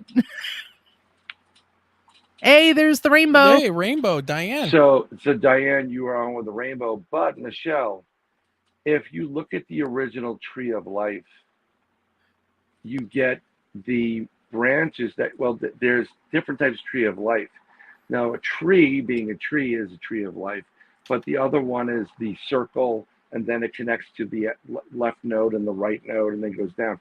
That has a little bit of the vibe when you get into the working of the wood. Now, you also said mother. There is a woman there with her arm around a young person. And then, I mean, the rainbow and the cloudiness. This is a pretty cloudy card. These aren't faded. clear and crisp. Yep, faded. So you in a box, because the house is technically The a house box. to contain. Right. Now, I didn't want to lead you on to anything, Wayne, with the starburst, but that also could be partially with the rainbow, because there's multiple colors. And what do they say with starburst? Taste the rainbow. Yep. So that's the first one. Yeah. Very good. That's good. Now that everybody had their practice, trust me, it won't be on the final. All right, let's go. I promise you it won't be on the final. So I'm going to pick another one. And now I'm going to pick something from this magazine to make our lives easier. Okay. And the picture you're going to see right now is not it. I got to hide it. So it's in this magazine, and I don't even know if you want me to have it up, because this may distract you. So I'm going to put that down. It's in the magazine, but that's not the image. It's on the reverse page, and I'm looking at it, and I'm not going to look at it. So I just want to look at it in a minute. And then we can start this in about 4 seconds. 3, 2, and we'll start focusing on it now. And again, whatever comes to you, it could be, like we said before, starburst. There's a lot more reference. You may not be picking up initially on the full sentence or the idea, but that was a great example if you listen to the advertisement. So focus on it.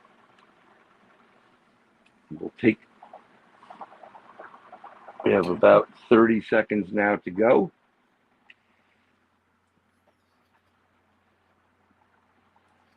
Feel it flow to you. Like Yoda. Mm-hmm. And we're about 15 seconds. Now 15 seconds. And 10, 9, 8, 7, 6, 5, 4, 3, 2, 1. Okay. All right, weird.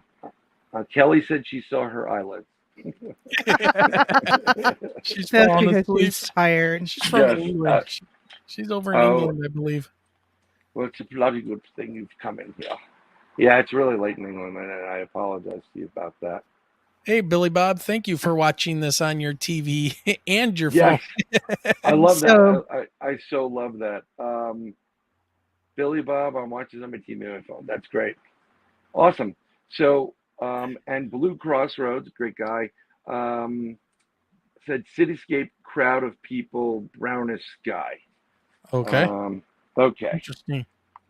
And we'll go with the ladies first, if we don't mind. Oh my God. Okay. Proper and polite.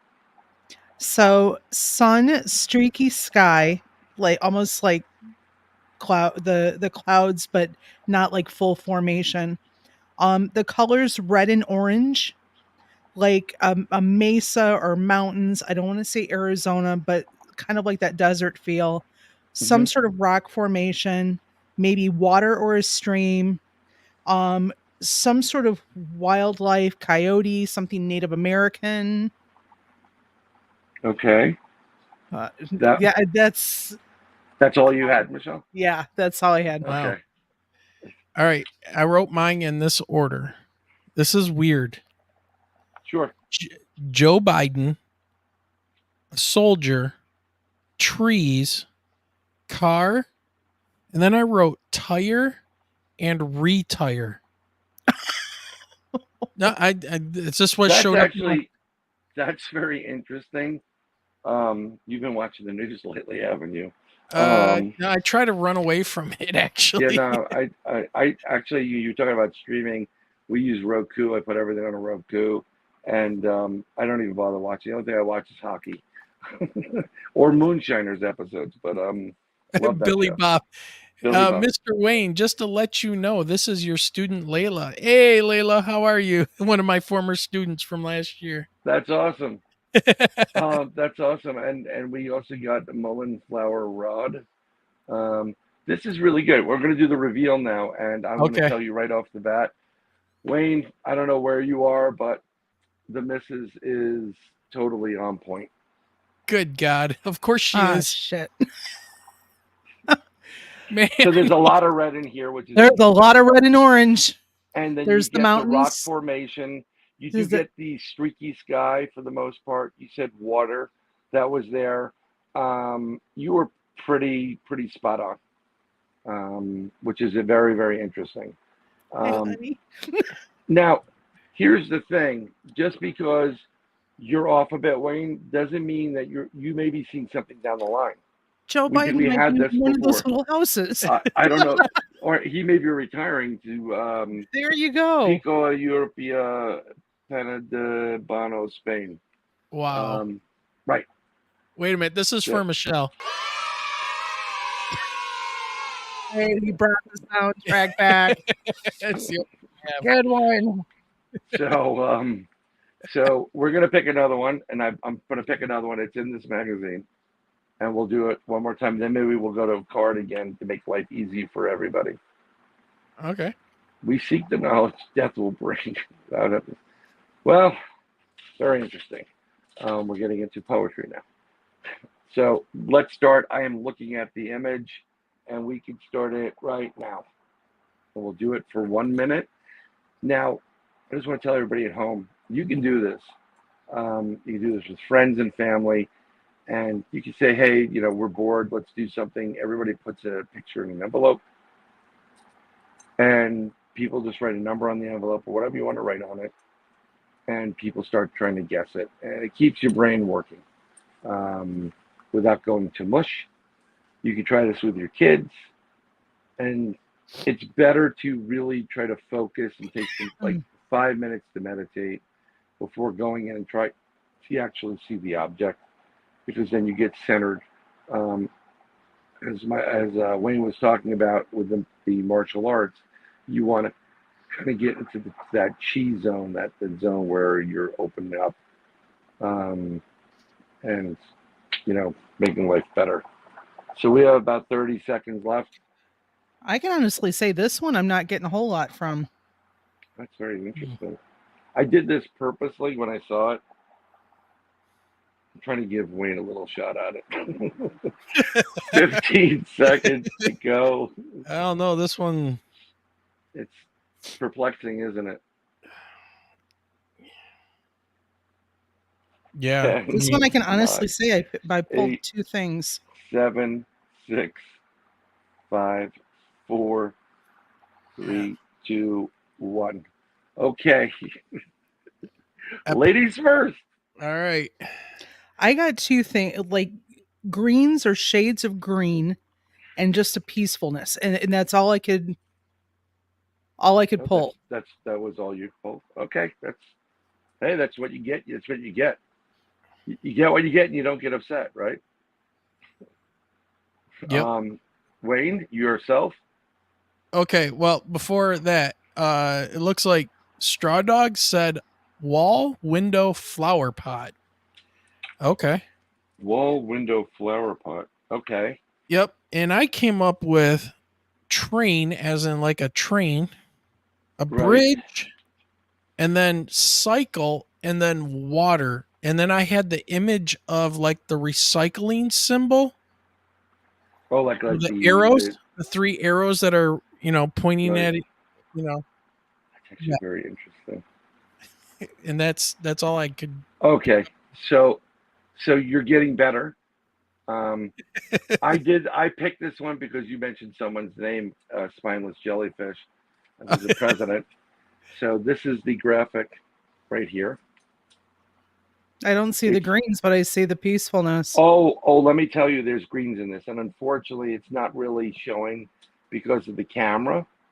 But there are greens in this. Let me see if this would work. Oh no, it won't work. I was going to try to put more of a light on it. Oh, jellyfish. Those are jellyfish. It's jellyfish, but if you look into the jellyfish, there's a cross there at that. And it does, it's something very reminiscent of the quadrants that you would find in a recycling symbol. Yeah. So you're getting better. Well, and I said water. And you said water. Yeah. Interesting. Blue, different types of blues or greens, and if you saw this physically, I could try to scan it and take a picture of it and send it in. There's a lot of different greens in here, and yeah, it is very tranquil and water. But I had to go with the Joe Biden thing and the jellyfish. The spineless jellyfish. Yeah. So I'm just gonna go again. Let's try a card now. I'm gonna just. All right, a card. All right. Yeah, it's just a little bit easier, and I'm just gonna pull one from the middle. Okay, everybody, we're going back to the tarot deck here. Get ready. Just to make our lives interesting, it's this way on the tarot deck. It's any way you wish, but we're gonna start right now, and we have go. We'll do a minute's worth of exercise and focus in on it.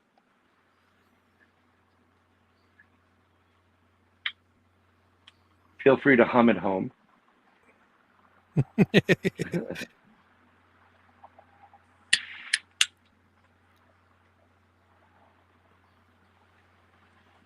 Ooh, this is dark. This is getting dark over here. It's getting dark. Yeah, the stuff I'm seeing. We're 30 seconds to go, not 30 minutes. This works, believe it or not, this is just a great fun test to do with people. You can even do this at a party in your house. And what's really interesting is I'm not condoning drinking heavily, but when you loosen yourself up with some drinks or whatever you do in whatever manner, it does take away the inhibition and you can focus a little bit better, believe it or not. Ooh, David,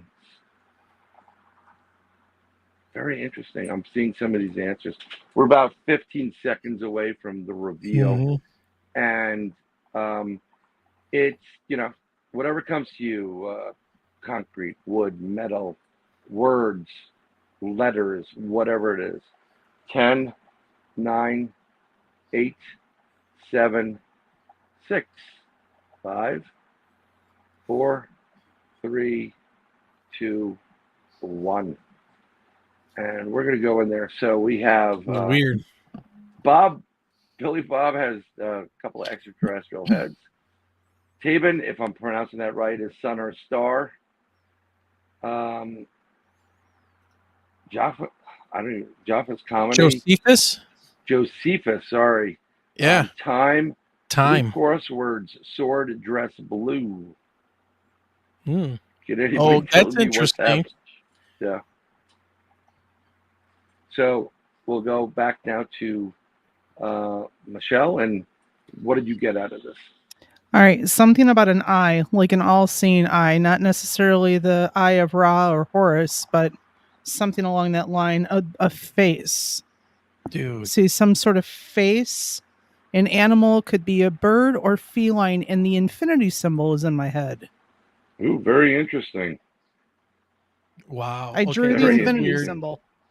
You drew the infinity, so the 8 on its side. Yes. Okay. Yep. All right. Are you ready? You drew the infinity symbol, and you said 8 on the side, right? Yeah, that's what I said. Yeah. No problem.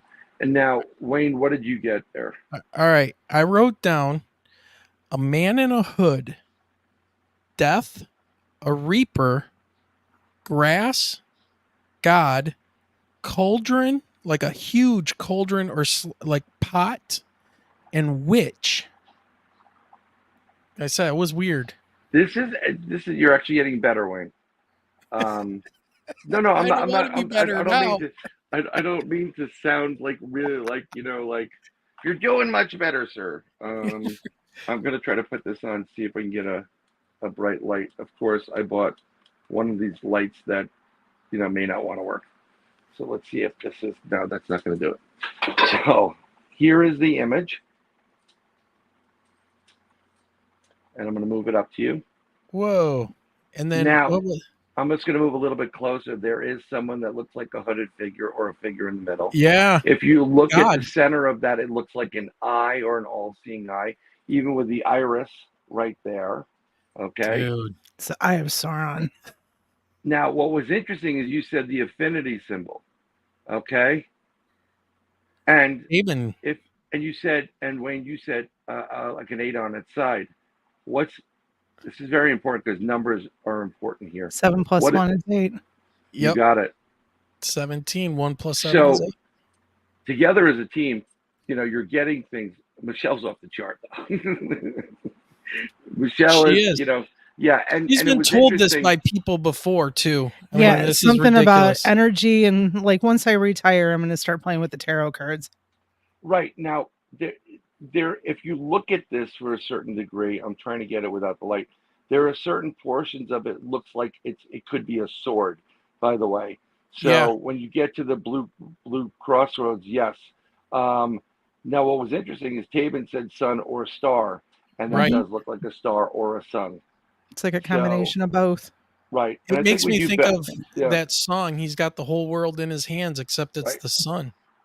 And I think what I love about this is this card has the name Hope on it. I was going the opposite. I'm like Death, Reaper. but even okay, so here's the thing. When you die, there still is hope because you exist. Energy doesn't die, it just gets transferred to a different form. And there is hope because your hope, well, if you want to get spiritual, I'm not going to say, well, you know what, if you believe in heaven, there's hope, right? What's heavenly? It's all about hope, even if you die from a reaper. But I think the cards are a little bit better. Do you want me to do one more, or how do you want to do this? Yeah, let's do one. Let's do one more. Yeah. Okay. So we know it's getting late for everyone. All right. I'm gonna pull this out, and I'm gonna take the card. All right, I've got the card.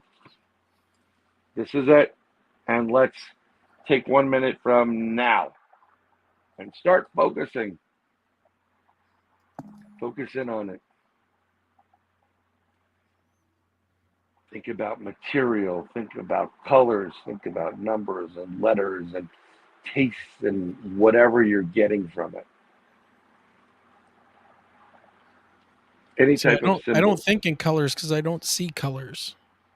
Ah, that's difficult. Yeah. One of my friends doesn't see. He sees numbers as colors and patterns. Oh. It's very interesting. Like for him, I think it was I don't know, number 2 or something like that. Some even number, what looked like the Scotch tape logo. And I'm like, really? He goes, yeah. Anytime I see it, it's in that, which is really bizarre. Okay.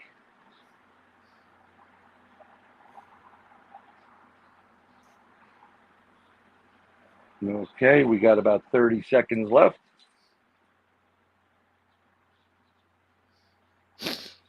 Focus on the card. It's right there in front of you. 15 seconds left. 10, 9, 8, 7, 6, 5, 4, 3, 2, 1. And we were going to stop right now. Pens down. No, joking. Well, let's go to the chat first. We'll take a look at that. Yeah, let's. All right. So Tabin says red rose. Red rose. Yep. Okay. And then we've got Billy Bob is saying rainbow or death or God or a star, blue 1812 red black. That's and then actually very interesting. Cat. Billy Bob says, right.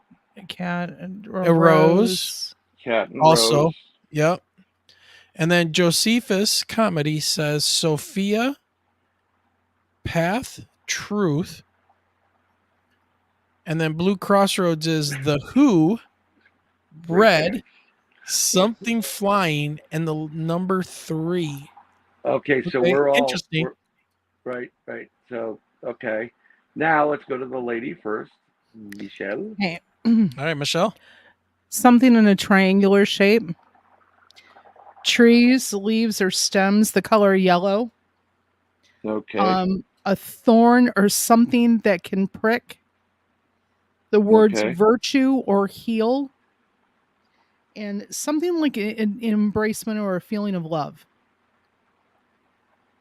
That's interesting. Go ahead. All right, We'll go to So Wayne. you say that's interesting. I get scared. Here's what I came up with. I saw a square, like in my head, a square, and then I wrote down tesseract, like a square eating itself. Ooh. And then I said theory, flower, growth, rebirth, baby, and a cloud. That's interesting. All right, we're going to reveal this to make our Show the lives picture. a All little right, let's easier. go. Show the card. Dun, dun, dun. Okay, I'm gonna there's the zoom number in. 3. There's the Did number you say 3? No, but Blue Crossroads. Oh, Blue Crossroads. What's yeah. the word at the bottom? And the word at the bottom is heartache Oh, and heartache and loss. loss. But Okay. there's red in there, and it looks like a heart broken. And you're talking about a thorn. The woman is wearing what looks like to be a dagger. Her Yeah. hands, the way that are put together, Triangular shape. triangular shape. Yeah, And but that's then also that could be the womb. But well, that could and be the with womb. with Right. heartache, and I was talking about healing. Yeah. Right. Heartache and loss and healing. You also mentioned clouds, Wayne. Yeah. Clouds were mentioned. The number is there. Now, also, if you go back to Billy Bob, and I do this all the time, it's not just that was, and here it is, right? Rainbow or death, right? It's kind of, dark, and when you get heartache or loss, it's death. Yep. Right there. God or a star blue. The blue is totally in this card. And the number is 18, 1, 2. Red and black is in this card. So, Billy Bob, you're doing pretty good. And if you add the 2 and the 1 together, I do this all the time. 3. You get a 3, which is at the top of it. But everybody, I don't know who Sophia is, but that would be a woman. Path and truth. And sometimes I think we all have to go through the path of heartache and loss. Yeah, that was Josephus. And it's the truth. Right. So, everybody's like, oh, you're reading it, you're pulling. No, I'm not. It's just, if you start practicing this, and you can do this with this deck, you can start doing it with, guesstimating numbers, guesstimating the bill, what have you. It works out really, really well. I do this with my kids. Yeah. Josephus says here the path to healing is through heartache and truth. Sophia is knowledge. Yeah. Right. Love of knowledge. So I mean, everybody was starting to get, gel. And the more and more you do this again, it's like any exercise. You could do it again and again and again, and you're going to get better at it. And if you keep your mind open to it and you start, I trust 5-minute meditation. First of all, it's going to make your day much better. It just makes you don't worry about the stupid little things that are, that you can't control, right? Yep. I had a friend of mine, he's like, oh, I'm getting bombarded by all these credit card companies that don't have any money. I'm like, so just tell them I have no money. It's not that I don't want to pay you. I can't pay you anything right now. I can give you $3. That's all I have. And you can't get money or, from nothing. You can't. So you can let it affect your life. And trust me, I'm a moody guy. Being intuitive doesn't help you out. I'm very emotional. Do wear my heart on the sleeve a lot, and I let things get to me. But if you start meditating, start with 5 minutes, go to 15, go to 30 minutes. It's like a mini vacation. When you're having a crappy day, go to your car, sit there, And I mean, my car now has like this birds, I have a Hyundai or something, and you can get like water rushing or birds tweeting. I'm like, who the hell put this in the car? And then they had this new feature in there. The guy's like, look, and if you open this up, it's a sterilizer. I'm like, when am I going to use a sterilizer? This is useless. If you made that a pizza oven, I could use it. There's. And the guy's like, yeah, okay. Sorry. You talk about the meditation and everything, and like Wayne will play the sound of beats at night to realign chakras. Yeah, it's the same thing. And that's what it's the 432 hertz. Yep. That I play at night. Oh, there's so many different hertz you can play, and oh yeah. I had I still have it thanks to my grandmother and my family relatives. You get psoriasis and eczema, and it flared up a couple of years ago. 1, 2, 3 years ago, it flared up, and it was just itchy, and I was like, it hurt. It gets to a point where you start scratching it, and it hurts in your head. So I went to a doc in the box, and the doctor there understood. She goes, yeah, my husband's like that. She gave me steroids for like 30 days worth of steroids. And it does work. It gets rid of the problem. But the problem with that is my blood sugar went to 502. Jeez. Yeah, ever hear of Jerry Garcia in a coma? Yeah. So I wasn't feeling the stomach, and they're like, you're going to the hospital. Your blood sugar is 502. And I'm like, okay, whatever. So one of the things they said, oh, you're a pre-diabetic or adult. I'm like, I'm not. I'm just not. I'm always, I'm not on your bell curve, doc. I'm always going to be a little bit higher, but whatever. And I would prove them that I was right. But I got worried about my eyesight going because it kind of got blurry and whatever. So one of my friends, Dr. Pat, and I can get him on there. He talks about frequencies and sounds. And what happened is I said, I need something to restore my eyesight. And he knew what I was going through. So I started listening to a frequency. I forgot what the frequency hertz was, but it helps to restore your eyesight. And I kid you not, after 3 days, it was much better.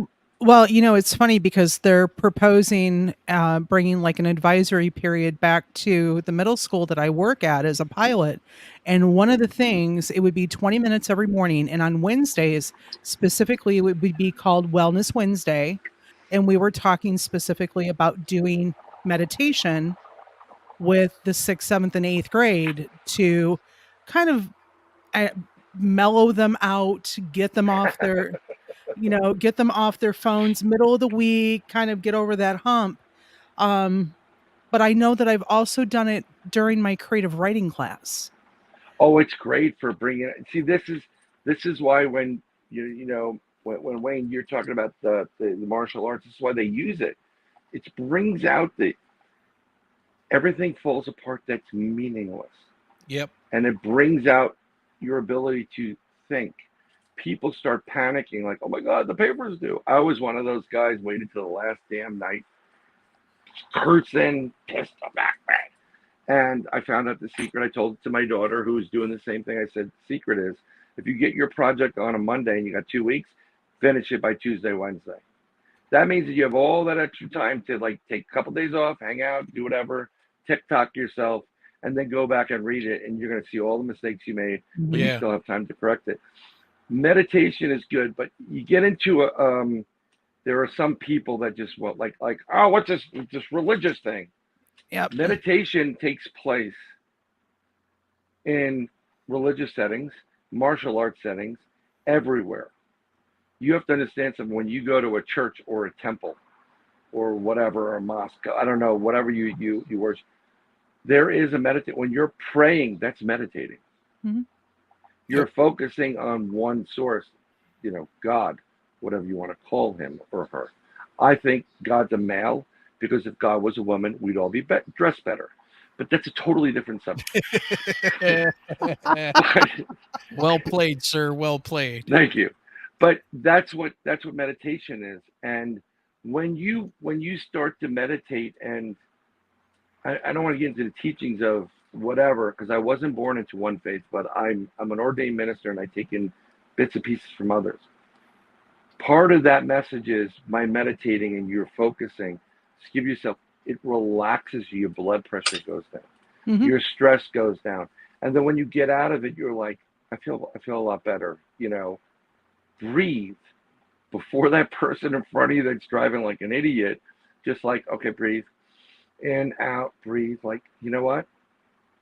Don't let it get to you. And when you're using this, I think meditation or Wellness Wednesday is great as long as there's a Taco Tuesday. That's just my 2 That's cents. for the staff in the lounge. That is for the staff lounge. It works wonders. Well, it's that focus, right? It's focusing, because I always laughed when people would tell me. I never believed in the whole what is it, multitasking. Like, no, humans suck. And then he met me. Yeah. Well, yeah, you're an odd creature, but I mean, I can demonstrate it very physically, and I used to do it with my students all the time. Right. With multitasking, I would say, okay, stand there and hold your fist out. So they would stand there and hold their fists out, and I would push against them. I would be like, resist. And they would be like, yeah. I'm like, man, I can't move you. And then I would pull them. I go, resist. And I'd start pulling, and they would resist. And I'm like, yeah, okay. Then I would put my hand very lightly on their fist, and I would just go in a circle and go, stop me. Stop me. And they couldn't, because there was no one point they could focus on in the circle. Right. So, that's why it's like, dude, it's all like tunnel vision when. And then that's the people, the ego takes over. Yeah. Oh, yeah. And then you have tunnel vision. Like, it's very frustrating. No one wants to be called wrong. Oh, you're wrong. Or no one wants to look bad doing it. But if everybody's doing it and say, okay, before we start this writing exercise, just close your eyes, breathe in through your nose, and then blow out. And you do that 15 times. That's a slight meditation. Okay, now I want you to go and focus on what your character is, write it down. Okay, that works. We have Diane Boss in there that says, I can't meditate. This is why I highly recommend, whether you're on Apple or Google product, look up Bonsai Labs and look up binaural beats. It'll come up. And there's usually a free one. Put your headphones on. There's one that will give you, it's called the cup of coffee. And when you listen to it, it kind of gets you, in the mood, like up. There's another one that's like gets rid of migraines. I got like hit from behind several times, and I get migraines. And I put that on, and it does help. It kind of helps you to get into a point. It comes with ambient noise, like you can have rain or a stream. Sometimes I just do the pure tone. I was using it a lot because I had a snoring monster that slept next to me that didn't get the CPAP machine, and I couldn't sleep. I mean, it's like so I had to go to sleep with this on, put a timer on it, and you can set it for 5 minutes, 10 minutes, 40, an hour, 6 hours. Each program is different. But once you start getting into it, you're like, wow, that was cool. And your whole world's going to change. You're going to see things better. It's just something you should do. And another little note for you, that if you're driving and you get behind somebody that's driving slowly and you get you pissed off, don't get angry. Just take it for what it is, because that could very well be your guardian angels stopping you from getting to a point where you would have been in an accident. I see Michelle looking at me because we just went through this today. Okay. Well, I'm just, yeah. You know what? I used to, I got pissed off, and I got, a slight accident I rubbed up against a school bus. Like, come on, whatever. And then I realized if I'm late 5 minutes, well, hell, I'm going to have a good time being 15, 20 minutes late. I don't care. Yep. And it worked every time. Something also to think about. the real, if you get into, I think it's the Christian side of it, and maybe the Hebrew side too, but whatever. The name of God is Yahweh. Okay, this was something that was incredible that was brought up. Your very first breath on this planet and your last breath is saying the name of God. Without using moving your mouth, breathing in, Yahweh. You say God's name the first breath you take and the last breath you take. Talk about meditation, something freaked out. I heard that, I was like, oh my God. That is really, really interesting, guys. But these are the my Yahweh. Like, well, we don't say Yahweh. Most people don't. Yeah. The true name, but I just found that interesting. That your first breath. But again, breathe in, breathe out, close your eyes, meditate. You're going to start doing things like this. You're going to get tighter with, like, it's a purple vest, blah, blah, blah, and you're going to go through the whole thing. And when people ask you, how the hell do you do that? You're going to say, I can't tell you how I do it. I can't quantify it for you. I just know it as if I've known my own name and I've known it my entire life. And then you can start playing around with trying to predict things. And I'm all for predicting lottery numbers. Yeah. I'm not, I kid you not. I mean, this costs one $2 each. Well, you know what? I was talking to somebody, he's like, oh my God, I'm trying to get these, they're trying to do the numbers. And I said, why don't you just use tarot cards, put them down and you can take the spread, put six tarot cards down. And whatever the number is, take the number or the closest number to that number. He goes, oh my God, that's genius. And he hit a couple of times. It's all about, when people say, do you manifest? I think manifestation works. The only thing I manifest is money, or I try to, because money makes you breathe better. That's true. That's true. Yep. All right. Good to see Woo Rider on there. Yep.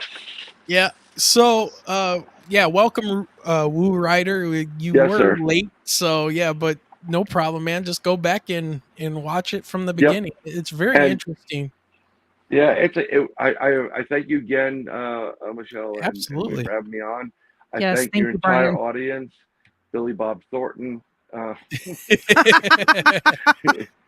Billy Bob Layla. Billy Bob Layla, Michelle, and Woo Rider, and Crossroads, and everybody that came in. I do appreciate you, and I really want you to have a blessed day, and have a great summer. Enjoy it. Before you take off, anything coming up? You got any appearances or anything coming up here soon? Actually, yes, I'm going to the PA camping weekend in the Western PA at Brenner's Run in September. I'll be doing a workshop there. It's a Bigfoot camping weekend. It started by Eric Altman, and I think I have some advertising on. I'm on TikTok. I'm on everything. TikTok, X, whatever they call it now, and Facebook. It's probably on my feed. I'll probably repost it. There's something reposted. There's a lot of people coming there. You don't necessarily have to camp at the camping site. There is a town not that far away. It's it's up there in a lovely part of the Chestnut Ridge Mountains area of PA. A lot of Bigfoot, a lot of dogman sightings, a lot of fun. And I think we're going to try to call in a UFO. I think I'm going to do that one night. Ooh, make sure you get pictures. Oh, I'm going to. I took my daughter actually once. I did another session up in upstate New York, and I said, "Listen, you have to monitor the camera." And she took some pictures of these craft on both sides of us, in the mountains, both sides of us, wanted to make their presence known, but we had this one obnoxious woman that was just ruining it for everybody. And I like to have fun. I could joke at a funeral. I got to be honest with you. But once they feel that the energy, someone's not taking it serious and joking around, like, come on, ET, come on, whatever, they're not going to make their presence known. But we were close. and that was great. And Woo Rider, the new podcast is called Third Eye Live. If you subscribe to my YouTube page, that's Bryan at BRYAN BOWDEN. Go to that YouTube page, subscribe to it. There will be a list or whatever they call it, and that's where it's going to be. I'm tired of having 16 different YouTube accounts or whatever. I'm consolidating into one, and it's going to be me because it's me. And it should be starting after Labor Day weekend. But yeah. Hey, and if you need guests, Michelle and I are here. If you ever want us to come on, we'll be happy to come on. 100%, because I want everybody on there. It's not necessarily always paranormal, but when you're talking about your consciousness and how it affects you and what goes on, I want people to, understand that people use their consciousness, and you need to use this to teach the kids. You need to get across to the kids, and you have to use that to get it done. You need to use it in music and art. So we're going to talk about everything. I'm not shy about stuff. That's cool. And so I would love to have you on as well. Yeah. So just real quick too, I'm going to end the poll. I had asked a poll in chat at the start of the show. Have you tried remote viewing? So ending it, 41% of the people said yes. And 59 or 40% said yes, have tried remote viewing, and 59% said no. So the yes increased in percentage. It did. Yes. Yeah, probably tonight. You know what? Keep trying and keep going, because everybody can do this, and it's fun. Let me tell you something. When you go, and last one, I just, a friend of ours went off the radar. I told my friend Pat, I'm like, I'm going to go remote view if you don't find him. And I went in, I sat there, and it's easier for me to do now. And I saw the morgue. I was getting nervous. I felt the coldness of the tile in the morgue. And then I saw it was in a hospital. I knew it was in the basement. And then I saw something like a curtain, like there was a bed near there. And then I saw into the curtain. I saw somebody with their handcuffs there getting medicine. And I said, you need to check the hospital. He's either dead, which I hope he's not, or he's been arrested, and he's in the hospital getting his medicine. And sure enough, literally, he goes, everything you said, it was right by the morgue. He was handcuffed at the bed, and he lost his medicine. He got jumped in a fight, but he got arrested, but he wasn't really arrested. They didn't know what happened, but he lost his medicine, and literally it was right next to the room, morgue. So it works, and I can't explain it, but it does. And, if you want readings, contact me on Facebook and we can talk. Sure, absolutely. All right, Bryan. Yeah. Well, this has been great. Michelle, thank you. You want to say bye? Always, always, Bryan. Like I said, since the first time we did the remote viewing with you, and just kind of like the jaw-dropping experience, and I'm sure Wayne and I will be talking tonight too. Yes, especially because we have a friend who's a psychic as well. I don't know if you know her or not, but Gemma Jade. She comes on here a lot. I know that I don't know her personally, but I know who she is. Yeah. She blows our mind all the time, and she keeps on saying, Michelle, you've got all of this stuff, and you're open. You're good. Yeah. Oh my God. Start doing. I mean, look, I was told numerous times by people I trusted psychic-wise, you need to do more readings. And I was hesitant. I used to just call myself a remote viewer, but I do have psychic abilities. And I didn't want to come off as a Miss Cleo, Call me now, Yep. I stand by my readings. I'm not doing this to pat myself on the back. My remote view and readings, I always like the feedback. I want to know. I get the feedback. I have a 98% accuracy rate. You'll never have someone who's 100%. And I'll tell you this, when I meet psychics, I'm going to test you. And I know who the real ones are and who the fake ones are, but I know that personally. And if you came up to me and you say, I'm going to go to person X, I'd say, please don't do that. Now, and if I say that, I'm telling you not to go to that person. I'm not jealous of them. I'm just warning you that you're not going to get what you get. With whatever this occurrence is that you are talking about too, coming up on the 16th, make sure that you reach out to Wayne and I. I will definitely reach out to it, but normally when I get, I start getting uneasy. It's hard to describe. It's kind of like, something's wrong. I know if that was happening now, I'd be like really, really concerned about it. Just keep your wits about you. But this could be an interesting thing, but I don't know what's going to happen from it. And I don't want to get political, but given on what the hell's going on in this world, they may be using events like this to try to trick you into something else. So yeah, not like they haven't done that before. No, I want to do this covertly because I don't want you to get pulled off. I'm just saying, you got to do your research and don't always trust. Yeah. If something happens, we got to talk after. Yeah, we'll talk. Okay. I want to see what it is. Yeah. I get my youngest daughter into it. She's sending me photos like, look what you saw. I'm like, SpaceX. And, yeah, SpaceX. No, that's an asteroid. That's a meteor. Whatever. Yeah. That's Starlink. I do. Starlink is great. It's very simple. It looks like a row of pearls. Yep. But yeah. The people that get so confused by Starlink. Oh yeah, all the time. All the time. All right, it's cool Bryan. To see, but that's it. Good night, everybody. God bless. Be well. All right. Have a great night, man. We'll talk to you soon. You got it. Thank you. All right. Bye. Thanks. All right, man. Michelle, you did it again, man. You freaked everybody out. That was crazy. How? Well, the one with the red and the orange and with the one that you said something about Biden and retirement.